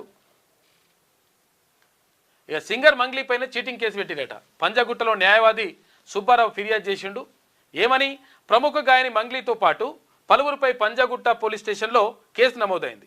సుమారు 200 కోట్ల రూపాయల మేర భారీ స్కామ్ జరిగిందని, ఇందులో మంగ్లీతో పాటు ఆమె సోదరుడు శివ, రమావత్ మధు, తర్వాత పాల్దియా భరత్ చౌహాన్, శైలజా చౌహాన్ వీళ్ళందరూ కూడా ఉన్నారని చెప్పేసి 200 కోట్ల రూపాయలు వసూలు చేసిరట. వసూలు చేసి మీరు విద్యేస్తాం అని చెప్పేసి మోసం చేసిరు అని చెప్పేసి ఆరోపణలతోటి మంగ్లీ మీద కేసు నమోదైందంట.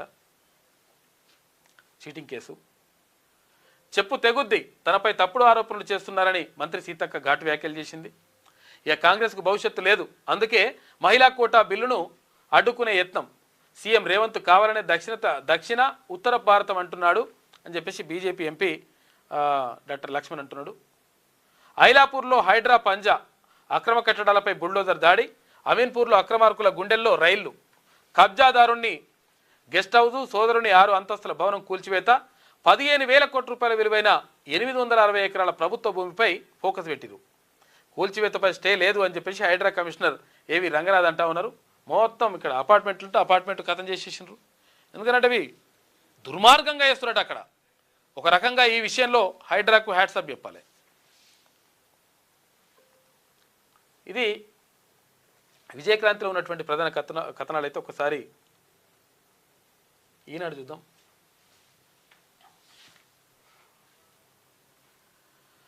నేరుగా జోరుగా 1979 తర్వాత అమెరికా ఇరాన్ ప్రత్యక్ష చర్చలు తొలిసారి షురు అయినాయి.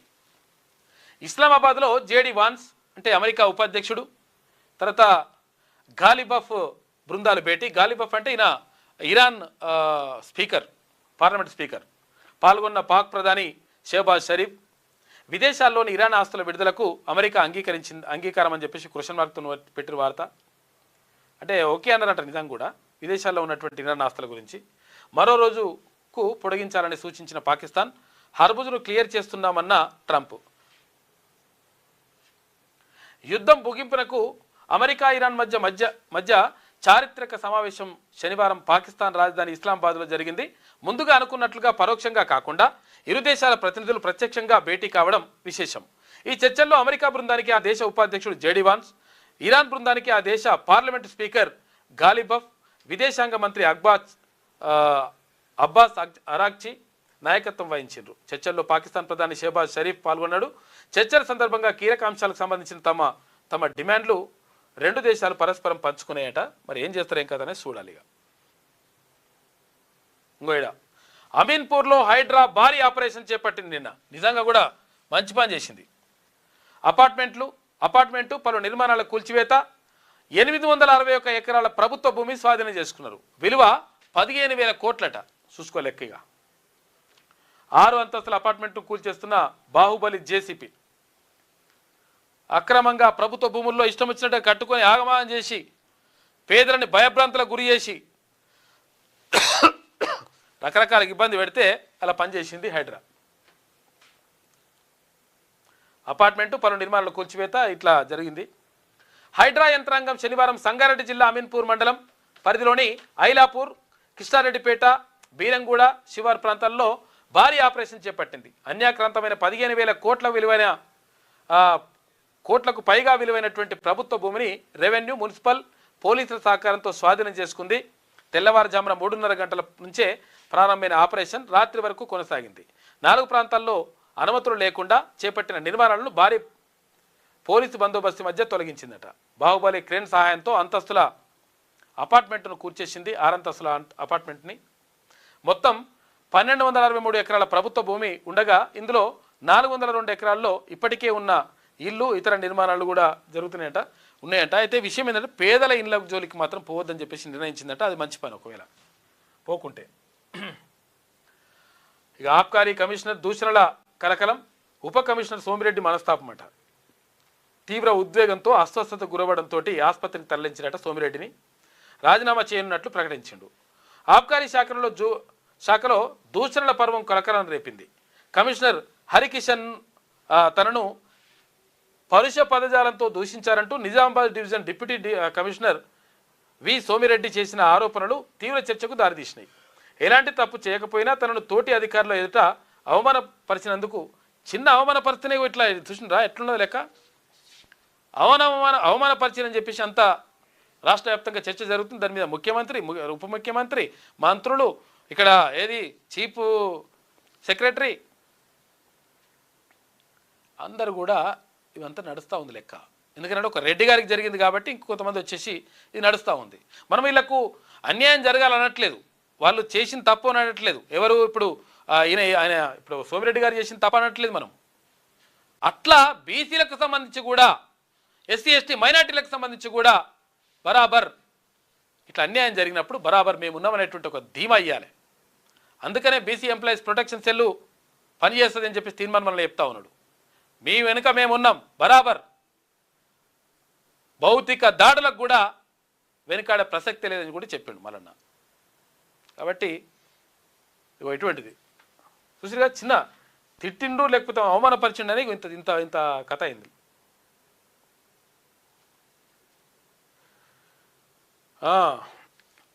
తను ఎలాంటి తప్పు చేయకపోయినా తనను తోటి అధికారుల ఎదుట అవమానించినందుకు తాను ఉద్యోగాన్ని వీడుతున్నానంటూ సోమిరెడ్డి శనివారం ఒక ప్రకటన విడుదల చేసిండు.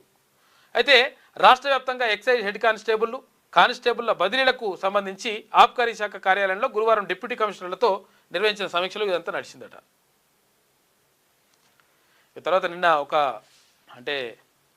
ఆసక్తికరమైనటువంటి సన్నివేశం ఇది. రాహుల్ అమ్మ ఆరోగ్యం ఎలా ఉంది?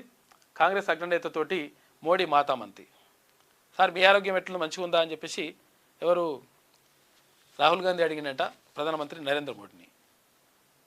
అక్కడ ప్రధాని అడిగిండు, అమ్మ ఆరోగ్యం మంచిగా ఉందా, మరి ఎట్లున్నది కథ, ఎట్లున్నది, నువ్వు మంచిగా ఉన్నావా రాహుల్ గాంధీ అని చెప్పేసి అడిగిండట. అట్లా మాట్లాడుకున్నారు వాళ్ళు.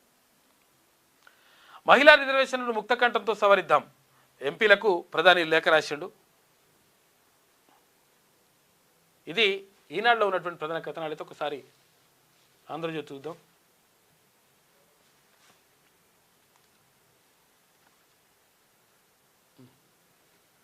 ఏమైంది వస్తలేదు?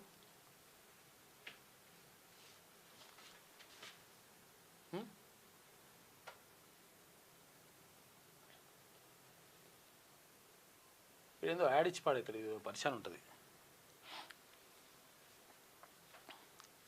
చూద్దాం ఆగు. ఇంతకుముందు మన పేపర్ చూస్తున్నాం, లేకపోతే ఫస్ట్ అది వస్తుంది చూద్దాం.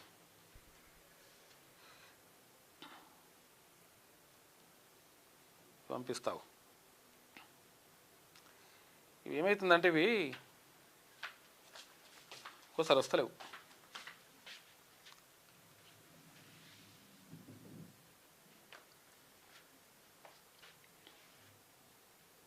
అదే ఈ పేపర్ పెడితే ఇట్లా వస్తున్నా, ఏవే వస్తున్నాయి అవి. ఒక నిమిషం వచ్చేస్తాయి.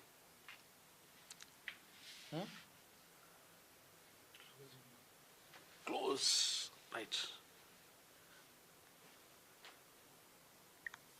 వీళ్ళు వెబ్సైట్ కూడా సరిగ్గా చూసుకుంటే ఏం చేస్తారో మరి అర్థం కాదు. మరి పేపర్ చూద్దాం.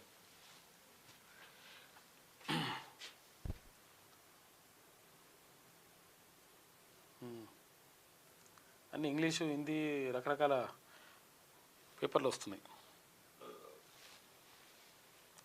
రైట్.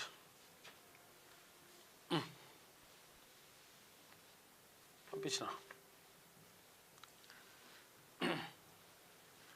ఈనాడులో ఉన్నటువంటి ప్రధాన కథనాలు అవైతే ఒకసారి మనము ఆంధ్రజ్యోతి చూద్దాం.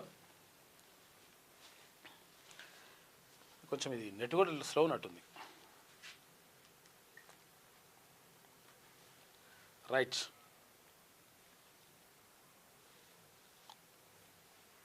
ఇవన్నీ యాడ్స్ ఉన్నాయి. ఇవాళ ఏంది ఇవాళ అక్షయ తృతీయనా? బంగారం కొంటారు అక్షయ తృతీయ అంటే? Okay right. ఇది ఆంధ్రజ్యోతి చూసుకుంటే నెలరాజు కబుర్లతో నేలకు ఓరియన్ అని చెప్పేసి ఒక వార్త కనిపిస్తూ ఉంది. ఎందుకంటే వ్యోమగాములు ఎవరైతే ఉన్నారో 4 వ్యోమగాములు చంద్రుని దగ్గరికి వెళ్ళేసి వచ్చారు కదా. చంద్రుడి దగ్గరికి వెళ్ళి వచ్చినటువంటి వ్యోమగాములు అక్కడ నెలరాజుకు సంబంధించినట్టు అంటే చంద్రుడికి సంబంధించినటువంటి విశేషాలు చెప్పుకొచ్చిండట. ఇక్కడికి వచ్చేసి కిందికి వచ్చి ఆర్టెమిస్ 2 అంతరిక్ష యాత్ర సక్సెస్. ఇక శాండియాగో తీరంలో దిగిన వ్యోమనౌక, అందులోని వ్యోమగాములు సురక్షితంగా ఉన్నారట. 10 రోజులు రోజు యాత్రలో 11,17,659 కిలోమీటర్లు ప్రయాణం చేశారు. 11 లక్షల కిలోమీటర్లు చూసుకొని చంద్రుడిని దాటి భూమి నుంచి 4,06,771 కిలోమీటర్ల దూరం చేరిగట. చంద్రుడి పైన ఇంకా 4 లక్షల కిలోమీటర్లు పోయినట పైకి. గంటకు 32 కిలోమీటర్ల వేగంతో ల్యాండ్ అయ్యారు, మెల్లె వచ్చింది. ఇక 50 ఏళ్ల తర్వాత చంద్రుడి చెంతకు వెళ్ళి వచ్చిన మనుషులు నాసా సంబరాలు చేసుకుని చెప్పేసి ఒక వార్త కనిపిస్తూ ఉంది. ఈ 4 పోయింది. వ్యోమగాములు రీడ్ వైస్మాన్, విక్టర్ గ్లోవర్ వీళ్ళిద్దరూ ఉంటే, తర్వాత ఇక వ్యోమగాములు కృష్ణ కోచ్, తర్వాత జెరెమీ హాన్సన్ వీళ్ళు 4 వెళ్ళేసి వచ్చిండ్రు. చంద్రుడిపై మరోసారి కాలు మోపాలన్న అమెరికా అంతరిక్ష పరిశోధనా సంస్థ నాసా లక్ష్యంలో కీలక ముందడుగు విజయవంతంగా పూర్తయింది.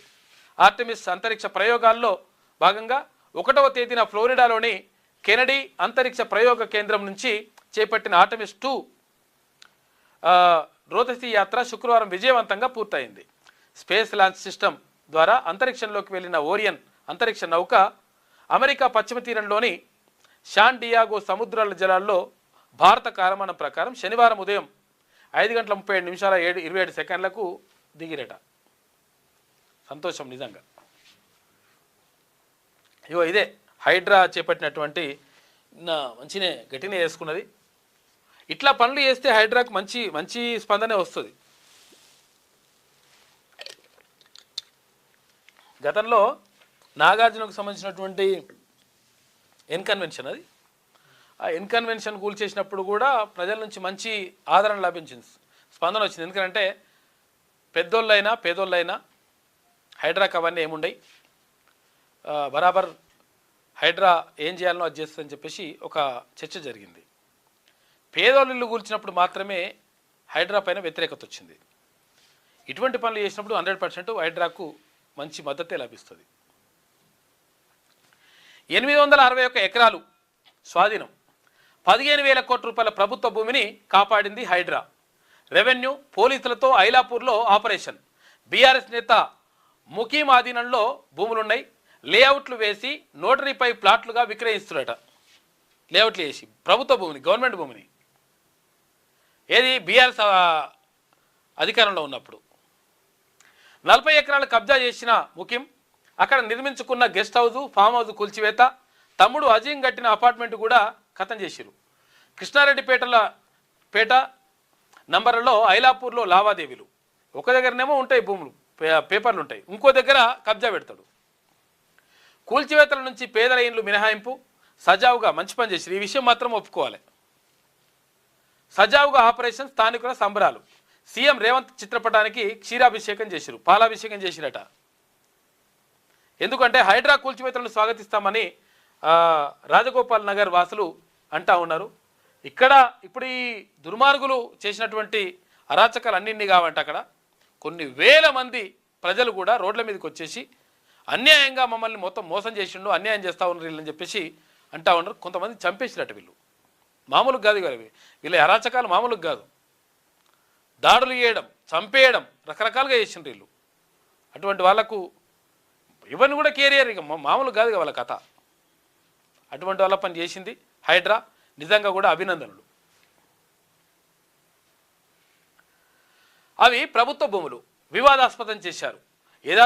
యథాతథ స్థితిని కొనసాగించాలని గతంలోనే హైకోర్టు ఆదేశించింది. అయినా ఫామ్ హౌజులు కట్టుకున్నారు, 5-6 అంతస్తుల భవనాలు నిర్మించి అమ్మేశారు, లేఅవుట్లు చేసి ప్లాట్లు అమ్మేశారు, రిజిస్ట్రేషన్లు జరగకపోవడంతో నోటరీ పేరిట విక్రయించేశారు. ఈ అక్రమాలపై హైడ్రా ఉక్కుపాదం మోపింది. సంగారెడ్డి జిల్లా అమీన్పూర్ మండలం ఐలాపూర్ గ్రామంలో శనివారం భారీ ఆపరేషన్ నిర్వహించి 861 ఎకరాల ప్రభుత్వ భూమిని స్వాధీనం చేసుకుంది. దీని విలువ 15,000 కోట్ల రూపాయలు ఉంటుందని చెప్పేసి అంచనా వేస్తారు. 15,000 కోట్ల రూపాయల భూమి. మంచి పని చేసింది. అమీన్పూర్ తండాలోని నిర్మాణాలను కూల్చొద్దు, తదుపరి విచారణ వరకు యథాతథ స్థితి కొనసాగించాలి. హైడ్రా ఇతర శాఖల అధికారులకు హైకోర్టు ఆదేశాలు జారీ చేసింది. ఇట్లా ఇక ఆర్కే కొత్త పరుకులో ఇక్కడ జగన్ గురించి రాసుకొచ్చినట్టుండు. తలపడడం నాకు కొత్త కాదు, బూతు భాషకు అలవాటు పడిన వారికి అన్ని బూతులుగానే కనిపిస్తాయి. గత వారం వీకెండ్ కామెంట్లో నేను చేసిన వ్యాఖ్య ప్రసారమైన 2 రోజులకు జగన్ బెంగళూరు నుంచి తీరిగ్గా వచ్చి చెప్పగానే మిడతల దండులా నాపై పడ్డారు. మాజీ మంత్రులు, శాసనసభ్యులు హైదరాబాద్కు వచ్చి మరీ మా కార్యాలయం వద్ద మండుటెండలో ధర్నా చేసి తమ అధినాయకుడిని సంతృప్తిపరిచారు. ఆంధ్రజ్యోతి సంస్థల దాదాపు 25 ఏళ్ల ప్రస్థానంలో మా దమ్ము ధైర్యాన్ని అనేక మార్లు ప్రదర్శించే అవకాశం వచ్చింది. ఆంధ్రప్రదేశ్లో జగన్ రెడ్డి, తెలంగాణలో కేసీఆర్ అధికారంలో ఉన్నన్ని రోజులు తల ఎగరేసి బతకడమే తప్ప తలదించుకొని బతకలేదు. ఏపీలో మహిళలంటే కనీస గౌరవం లేని వాళ్ళు ఎవరైనా ఉన్నారా అంటే జగన్ అండ్ కోనే అని కనిపిస్తారని చెప్పేసి దాని గురించి రాసిండు ఆర్కే కొత్త పలుకులో. ఇక తేలని చర్చలు. ఇస్లామాబాద్లో ఇరాన్ అమెరికా భేటీ అయింది. అమెరికా తరఫున వాన్సు, తర్వాత వికప్ వీళ్ళందరూ కూడా హాజరైనట. ఇంకా క్లారిటీ రాలే, ఇవాళ కూడా జరిగితే మనం వస్తుందేమో చూడాలి. చినుకు కరువు, ఎండ దరువు చూసుకోయిగా, వానలేమో పడతలేవు, ఎండలేమో దంచుతున్నాయి. ఈ ఏడాది రాష్ట్రంలోని 21 జిల్లాల్లో లోటు వర్షపాతం, 12 జిల్లాల్లోనే సాధారణం. ప్రైవేటు వాతావరణ నిపుణులు అంచనా వేస్తున్నారు.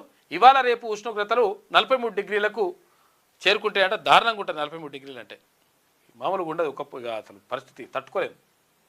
30 జిల్లాల్లో ఆరెంజ్ అలర్ట్ వాతావరణ శాఖ హెచ్చరికలు జారీ చేస్తుంది. భయపెడుతున్న ఏఐ ఆధారిత సైబర్ నేరాలు. ఇప్పుడు చూసుకో, ఏఐ వచ్చింది, ఇప్పుడు సైబర్ నేరాలు ఇంకా విపరీతంగా వెళ్ళిపోతున్నాయట.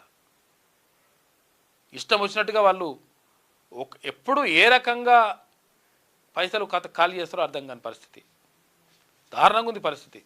అప్పుడు ఇదివరకేమో దొంగలు ఉంటే ఇక్కడ పోతే దొంగలు పడతారు, ఇక్కడ పోతే మనుషులు లేకపోతే ప్రాబ్లం అయితే అట్లా అనుకుంటారు. ఇప్పుడు మనము ఇంట్లో ఉన్నప్పుడే మనం ఎట్లనే ఉంటాం, మన పైసలన్నీ కూడా బ్యాంకులకి వెళ్ళి ఖాళీ అయిపోతాయి. లక్షలు కోట్లు. దారుణమైన పరిస్థితి ఉన్నది. వ్యక్తులు, సంస్థలే కాదు, ప్రభుత్వ వ్యవస్థలకు ముప్పు ఉందట. ఎవరితోటి? సైబర్ నేరాలతోటి. డిజిటల్ లావాదేవీలను లక్ష్యంగా చేసుకునే ప్రమాదం ఉంది. తాగునీరు, విద్యుత్తు, బ్యాంకింగు, రైల్వేలకు ముప్పు. రాజకీయ అస్థిరతతోనూ సైబర్ దాడులు పెరిగే ఛాన్స్ ఉందంట. సైబర్ సెక్యూరిటీ నివేదిక అందజేసింది. సిబిఐ అధికారిని అంటూ ఓ ప్రభుత్వ ఇంజనీర్కు ఇటీవల ఓ వ్యక్తి కాల్ చేశాడు. నకిలీ డాక్యుమెంట్లు పంపాడు. కృత్రిమ మీద ఏఐని ఉపయోగించి వీడియో కాల్ బ్యాక్గ్రౌండ్ను సిబిఐ కార్యాలయంలో సృష్టించాడు. వీడియో కాల్లో అదంతా చూసి నిజమేనని భయపడినటువంటి సదరి ఆయన మనిషి పైసలు పంపించిందట. తర్వాత తెలుస్తుంది ఏం లేదు. తర్వాత తెలిసిన తర్వాత ఏముంటుంది? ఇక దొంగలు పట్టుకోవాలని తెలిసిపోయింది. విరుచుకుపడ్డ మృత్యువు, ఆగి ఉన్న కారుపై బోల్తా పడ్డది. చూడు ఎట్లుంటుందో. ఎట్లా ఒక్కోసారి నిజంగా ప్రమేయం లేకుండానే జరిగిపోతుంటాయి మొత్తం. ఆగి ఉన్న కారు మీద బోల్తా పడ్డది. ఏది? లారీ. ఏదో అది ఏందో అది. ఆగి ఉన్న కారుపై బోల్తా పడిన భారీ ట్యాంకర్ ఎన్టీఆర్ జిల్లా కీసర టోల్ ప్లాజా వద్ద ఘోరం జరిగింది. ఎక్కడ? ఏపీలా. కారులో ఏపీ హైకోర్టు న్యాయవాది ఉన్నాడు, శ్రీనివాసరావు ఒక్కరే ఉన్నాడంట. అక్కడికక్కడ చనిపోయింది పాపం. ట్యాంకర్ డ్రైవర్ అతివేగంతోనే ఈ ప్రమాదం జరిగిందంట. ఇక గాయని మంగ్లీపై కేసు, న్యాయవాదిని బెదిరించారన్న ఆరోపణలపై కేసు నమోదైంది. సోదరుడు తర్వాత మరో ముగ్గురితో కలిసి పెట్టుబడుల పేరుతో మంగ్లీ వసూలు చేసిందనే ఆరోపణ. 200 కోట్ల రూపాయలు వసూలు చేసినట్టు తెలంగాణ, ఏపీ, కర్ణాటకలో బాధితులు ఉన్నట్లుగా లాయర్లు సుబ్బారావు చెప్తున్నట. ఇక కేసు నుంచి తప్పుకోకపోతే చంపేస్తామంటూ బెదిరించారని పంజగుట్ట పోలీస్ స్టేషన్లో ఫిర్యాదు చేసిండు. సుబ్బారావుపై నార్సింగ్లో మంగ్లీ ఫిర్యాదు చేసింది. వ్యక్తిగతంగా కలవాలన్నారు. ఒప్పుకోకపోవడంతో దుష్ప్రచారం, నోట్ల కట్టలు వీడియో చూపించి బ్లాక్మెయిల్ చేస్తున్నారని చెప్పేసి మంగ్లీ ఆరోపిస్తూ ఉన్నది. ఇక భయపెడుతున్న ఇది పరిస్థితి ఉన్నది. ఇది వార్త కాదు, ఇది కొత్త లగ్జరీ నమూనా అని చెప్పేసి ఇది ముఖేష్ అంబానీ వాళ్ళ కొడుకు అది ఉన్నట్టు కథ. ఇది ఆంధ్రజ్యోతిలో ఉన్నటువంటి ప్రధాన కథనాలు. అయితే ఒకసారి శనార్థి తెలంగాణ చూద్దాం. ఇవాళ ఇంటర్ రిజల్ట్స్ ఉంటాయి. దాదాపు 10 లక్షల మంది విద్యార్థులు ఎదురుచూపులు. వాట్సాప్లోనే తెలుసుకునేలా ఏర్పాట్లు చేసిరు ఇంటర్ బోర్డు. అధికారిక వెబ్సైట్లోనూ కూడా ఫలితాలు పెడతారట. హలో, నమస్తే, నేను లైవ్లో ఉన్నాను, చెప్పండి.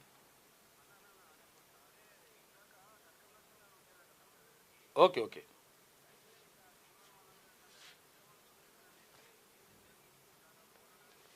అన్న ఓకే ఓకే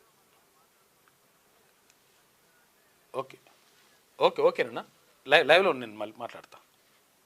ఓకే, చాలాసార్లు చేస్తున్నాయినా. ఇక ఆర్టిజన్ల కన్నీటి గాథ అణచివేతే 7వ గ్యారంటీ అని చెప్పేసి ఒక వార్త కనిపిస్తూ ఉంది. ఏది ఆర్టిజన్లు అంటే ఎవరు? విద్యుత్ రంగంలో పనిచేస్తున్నటువంటి ఉద్యోగులు. వాళ్ళు ప్రైవేటు కాంట్రాక్ట్ అంటే కాదు, మళ్ళా ప్రభుత్వ ఉద్యోగులు అంటే కాదు. ఎవరు అంటే ఆర్టిజన్లను ఒక క్లాస్ తీసుకొచ్చిండు గతంలో కేసీఆర్. తీసుకొచ్చి ఇప్పుడు పాపం వాళ్ళు బాగా ఇబ్బంది పడుతూ ఉన్నారు. రకరకాల సమస్యలు ఉన్నాయి వాళ్ళవి. అణచివేతే 7వ గ్యారంటీ. విద్యుత్ ఆర్టిజన్లపై సర్కారు ఉక్కుపాదం. 20,000 కుటుంబాలు అంతులేని ఆవేదన. టెర్మినేషన్ అస్త్రంతో భయపెడతారా? సర్వీస్ రూల్స్ కోసం సమరభేరి. ఎస్మా ప్రయోగానికి సర్కారు సిద్ధం. మొత్తం రాష్ట్ర వ్యాప్తంగా ధర్నాలు జరుగుతూ ఉన్నాయి. సమాన పనికి సమాన వేతనం ఎప్పుడు? వెట్టి చాకరీలో విద్యుత్ కార్మికులు. స్తంభించిన విద్యుత్ సరఫరా. ఆర్టిజన్ల సమ్మెతో విద్యుత్ శాఖలో టెన్షన్. ఒకే సంస్థ 2 రూల్స్. మా బతుకులు ఎప్పటికీ తాత్కాలికమేనా అని చెప్పేసి వాళ్ళు పాపం అడుగుతూ ఉన్నారు. మొత్తం మీద రోడ్లపైకి వచ్చారు. తెలంగాణ రాష్ట్రానికి వెలుగులు పంచేందుకు నిప్పుతో చెలగాటమాడుతూ విద్యుత్ తీగలపై ప్రాణాలు పణంగా పెట్టే ఆర్టిజన్ కార్మికుల జీవితాలు ఇవాళ అంధకారంలో కొట్టుమిట్టాడుతున్నాయి.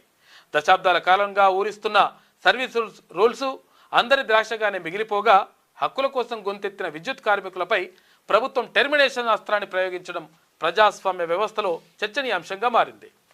ఒకవైపు ఎండల తీవ్రతతో రాష్ట్రం విద్యుత్ గరిష్ట డిమాండ్ను ఎదుర్కొంటున్న తరుణంలో క్షేత్రస్థాయిలో పనిచేసే 20,000 మంది విద్యుత్ కార్మికులను చర్చలకు పిలవాల్సింది పోయి వేటు వేస్తామని హెచ్చరించడం వెనుక ప్రభుత్వం పట్టుదల ఉందో లేక కార్మిక సంఘం పట్ల నిర్లక్ష్యం ఉందో అర్థం కాని పరిస్థితి.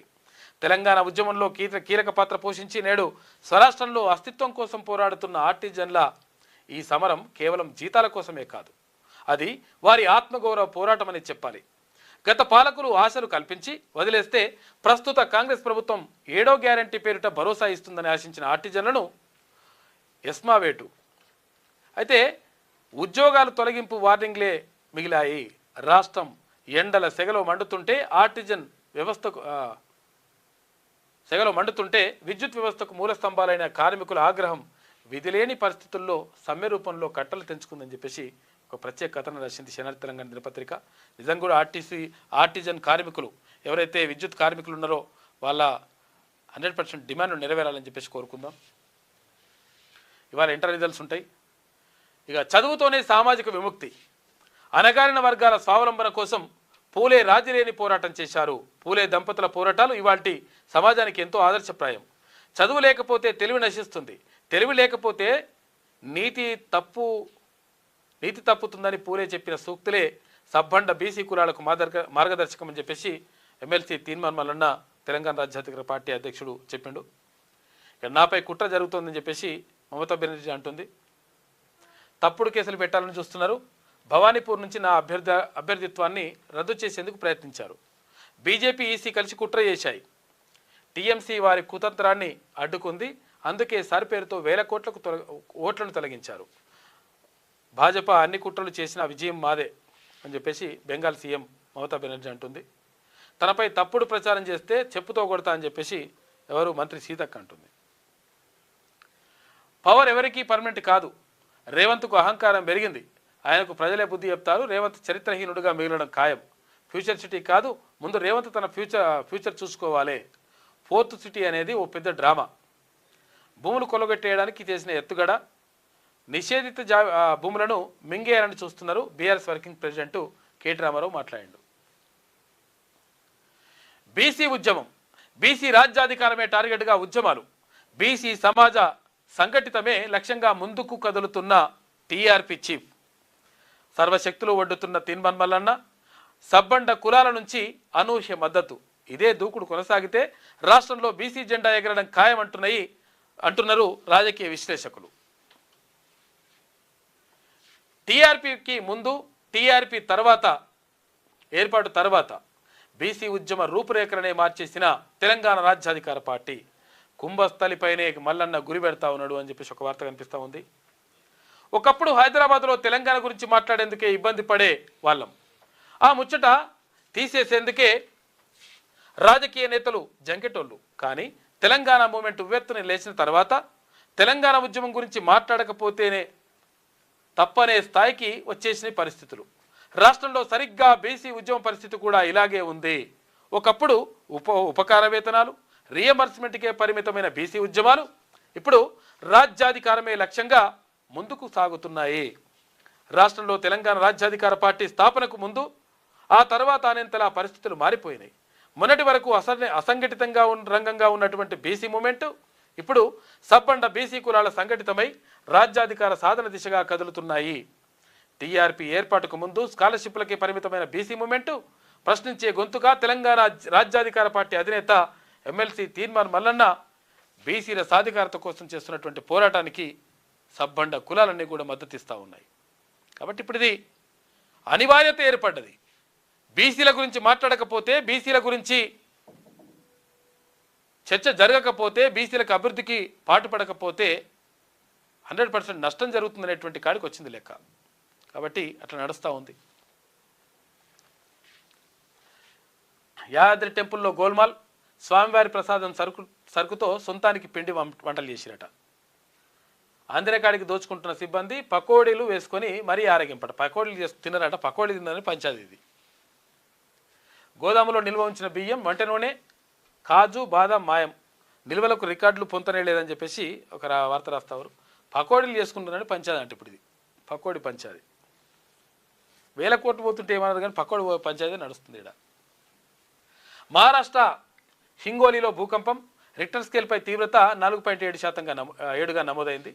నాందేడు, పర్వీన్ జిల్లాలో ఎత్తుకెక్కొచ్చింది ఎఫెక్టు. భూ ప్రకంపనలతోటి ఆందోళనకు గురైన పబ్లిక్. ఇళ్ల నుంచి బయటకు పరుగులు తీసిరట. చొరబాటుదారులను తరిమేస్తాం, బీజేపీ అధికారంలోకి వస్తే మహిళలకు భద్రత కల్పిస్తామని చెప్పేసి రాజకీయ హింసలో పాల్గొన్న వారిపై చర్యలు తీసుకుంటాం. విశ్రాంత సుప్రీంకోర్టు న్యాయమూర్తి నేతృత్వంలో విచారణ కమిషన్. ఓటమి భయంతోనే టీఎంసీ అరాచకం చేస్తుందని చెప్పేసి ప్రధాని మోడీ అంటున్నాడు. అమెరికా ఇరాన్ చర్చలు, పలు కీలక అంశాలపై డిస్కషన్ జరుగుతున్నాయట. ఇరాన్పై ఆంక్షలు ఎత్తివేత, ఆస్తుల ఫ్రీజింగ్ నిబంధనలు తీసేయడం, లెబనాన్పై దాడులు నిలిపివేత, హర్ముజ్ జలసంధి ఓపెన్ చేయడం వంటి కీలక అంశాలపై డిస్కషన్స్ నడుస్తున్నాయి. అమెరికా తరఫున చర్చల్లో పాల్గొన్న ఆ దేశ ఉపాధ్యక్షుడు జేడీ వాన్స్, ఇరాన్ తరఫున పార్లమెంట్ స్పీకరు పాల్గొన్నాడు. ఇది శనార్థిలో ఉన్నటువంటి ప్రధాన కథనం. అయితే ఒకసారి గీమేమంటుందో చూద్దాం. ఎటు తేల్చకుండానే పాకిస్తాన్లో చారిత్రక శాంతి చర్చలు పాల్గొన్న అమెరికా, ఇరాన్ ప్రతినిధులు. ఈ చర్చల్లో హర్ముజ్ జలసంధిపై ప్రతిష్టంభనట ఎంత నడుస్తూ ఉన్నాయి, ఇంకెంతవరకు వస్తుందో చూడాలి. సెలవు రోజుల్లో కూల్చడమేంది, నోటీసులు ఇవ్వకుండా ఏకపక్షంగా ఎలా కూలుస్తారు, ఎన్నిసార్లు చెప్పినా హైడ్రా అధికారులకు అర్థం కాదా, ఐలాపూర్ తండాలో ఇండ్ల కూల్చివేతలపై ఆగ్రహం వ్యక్తం చేసినట్టుగా ఒక వార్త వేసింది. పేదల ఇండ్లు కూల్స్తే మాత్రం తప్పే, ఇది ఒక్కటి తప్ప, మిగతాది చేసింది మాత్రం మంచిదే. ఈ విషయం ఏంటంటే విచ్చలవిడి రంగనాథ్ అని చెప్పేసి జనం లోపల ఉండగానే అపార్ట్మెంట్ పైకి హైడ్రా బుల్డోజర్, ముందస్తు సమాచారం ఇవ్వకుండా విధ్వంసం. ఇప్పుడు అక్రమాలను మనము ప్రోత్సహిద్దామా ఎట్లా అన్నట్టు కథ అయింది. సామాగ్రి సర్దుకునే అవకాశం ఇవ్వని కాఠిన్యం. అమీన్పూర్ మండలం ఐలాపూర్లో అరాచక పర్వం, బలవంతంగా బయటకు పంపి కూల్చివేతల పర్వం. 6 అంతస్తుల భవనం, గెస్ట్ హౌస్ కూల్చివేత. కోర్టు స్టే ఉత్తర్వులున్న జేసీబీలతోనే నేలమట్టం అని చెప్పేసి వీళ్ళకి బాధ అవుతున్నట్టుంది. వాళ్ళు చేసిన అరాచకాలు వీళ్ళకి ఏం కనిపిస్తలేవు బీఆర్ఎస్లకు. మరి ఇట్లా మీద వేసుకోరు మొత్తం. హైడ్రా బుల్డోజర్ పక్షపాతం, రాజకీయం అని చెప్పేసి ఐలాపూర్ భూములకు ఒక నీతి, నాదర్గుల్ భూములకు మరో నీతి అని చెప్పేసి ఇట్లా ఉల్టా వేసుకొస్తుంది అనమాట. మేమే అన్యాయం చేసినాం, మా తాత ముత్తాతల నుంచి ఇక్కడే గుడిసెలు వేసుకొని ఉంటున్నామని చెప్పేసి అంటుంది. పేదవాళ్ళకి సంబంధించి మాత్రం అన్యాయం జరగవద్దు, అది మాత్రం వాస్తవం. ఆకలితోనైనా చస్తా, ఆత్మాభిమానం వదులుకోను. ఎక్సైజ్ శాఖ కమిషనర్ అవమానంపై దవాఖాన నుంచే వీడియో లేఖ రూపంలో బహిర్గతం చేసినట. ఎక్సైజ్ కమిషనర్ నన్ను ఘోరంగా అవమానించారు, ఈడియట్, యూజ్లెస్ ఫెలో అన్న మాటలు నా మనసుకు శూలాల్లా గుచ్చుకొని గాయం చేశాయి. సహచరుల ముందే అవమానాన్ని భరించలేకపోయా. అంత అవమానం జరిగాక ఆ శాఖలో కొనసాగలేను, గుండె నిండా బాధతో ఉద్యోగాన్ని వదులుకుంటున్నానని చెప్పేసి Nizamabad excise deputy commissioner Somireddy అన్నట. ఇక్కడ ఆంధ్ర అధికారుల పెత్తనం ఏంది? తెలంగాణ ఉద్యోగులకు తీరని శాపం. ఎక్సైజ్ శాఖ కమిషనర్ అరాచక పర్వం. ఇక మాజీ మంత్రి వి శ్రీనివాస్ గౌడ్ ధ్వజం. సోమిరెడ్డికి ఏం జరిగినా కమిషనర్దే పూర్తి బాధ్యత. దేవిప్రసాద్ ఆగ్రహం వ్యక్తం చేసినారు. మరి ఆందోళనలు పెట్టుకునే ఎవరు పెట్టిరు? ఇప్పుడు ఈ గత ప్రభుత్వం నుంచి కొనసాగుతారు, మరి తీసేయొచ్చుగా మీరు. అప్పుడు ఆందోళనలు అక్కడికి పంపించేస్తామంటే ఈయనే పెడుతుంది. 3 రోజులైనా నోరు మెదపరేం. ఆందోళనకు సిద్ధమైన వేళ గెజిట్ అధికారుల సంఘం పేరుతో హడావిడి లేఖలు విడుదల చేస్తారని చెప్పేసి ఒకటి. సర్కార్ భూదందా, నిషేధిత భూముల పేరిట రేవంత్ ప్రభుత్వం కుట్రలు చేస్తుందని చెప్పేసి ఇక్కడ కేటీఆర్ మాట్లాడిండు. రంగారెడ్డి జిల్లా ఇబ్రహీంపట్నంలో నిర్వహించిన బీఆర్ఎస్ విస్తృత స్థాయి సమావేశంలో మాట్లాడిండు. 11 గంటలకే ఇంటర్ ఫలితాలు ఉంటాయి. ప్రభుత్వ సలహాదారు కేకే చేతుల మీదుగా విడుదల చేస్తారట.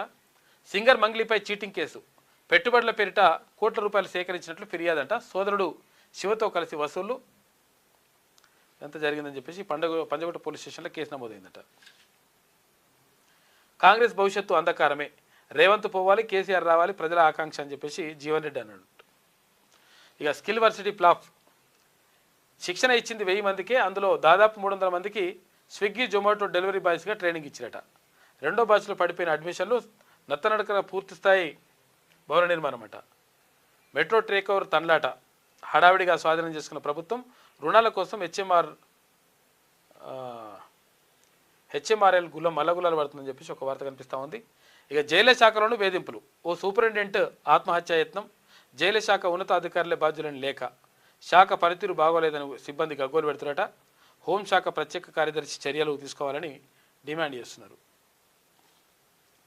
ఇది దిక్కుతోచని భవిష్యత్తు అని చెప్పేసి ఒక వార్త కనిపిస్తూ ఉంది. మరి గిత్త పెద్ద వస్తే మరి పబ్లిక్ ఏడా కనిపిస్తలేదు ఏందో మరి అట్లా వాళ్ళకు కూడా సపోర్ట్ చేసుకుంటూ వస్తుంది. మరి మీ నమస్తే తెలంగాణ ఎవరికి దుర్మార్గంగా మొత్తం కూడా ప్రజల భూములని, ప్రభుత్వ భూములను మొత్తం కూడా చెరబట్టి ఇష్టం వచ్చినట్టుగా కట్టడాలు చేపడితే, ఇష్టం వచ్చినట్టుగా ఒక అడ్డం వచ్చిన వాళ్ళని చంపేసి రకరకాలుగా ఇబ్బందులు పెడితే అటువంటి వాళ్ళకు మద్దతు ఇస్తూ ఉంది నమస్తే తెలంగాణ. మరి ఆమె ఉద్దేశం ఏందో అర్థమవుతలేదు. మొత్తం జరుగుతున్నటువంటి పరిణామాలు ఇట్లా ఉన్నాయి. కాబట్టి బీసీ మూమెంట్ ప్రజల్లో బలంగా వెళ్ళింది, ఇంకా బలంగా వెళ్ళాల్సిన అవసరం ఉంది.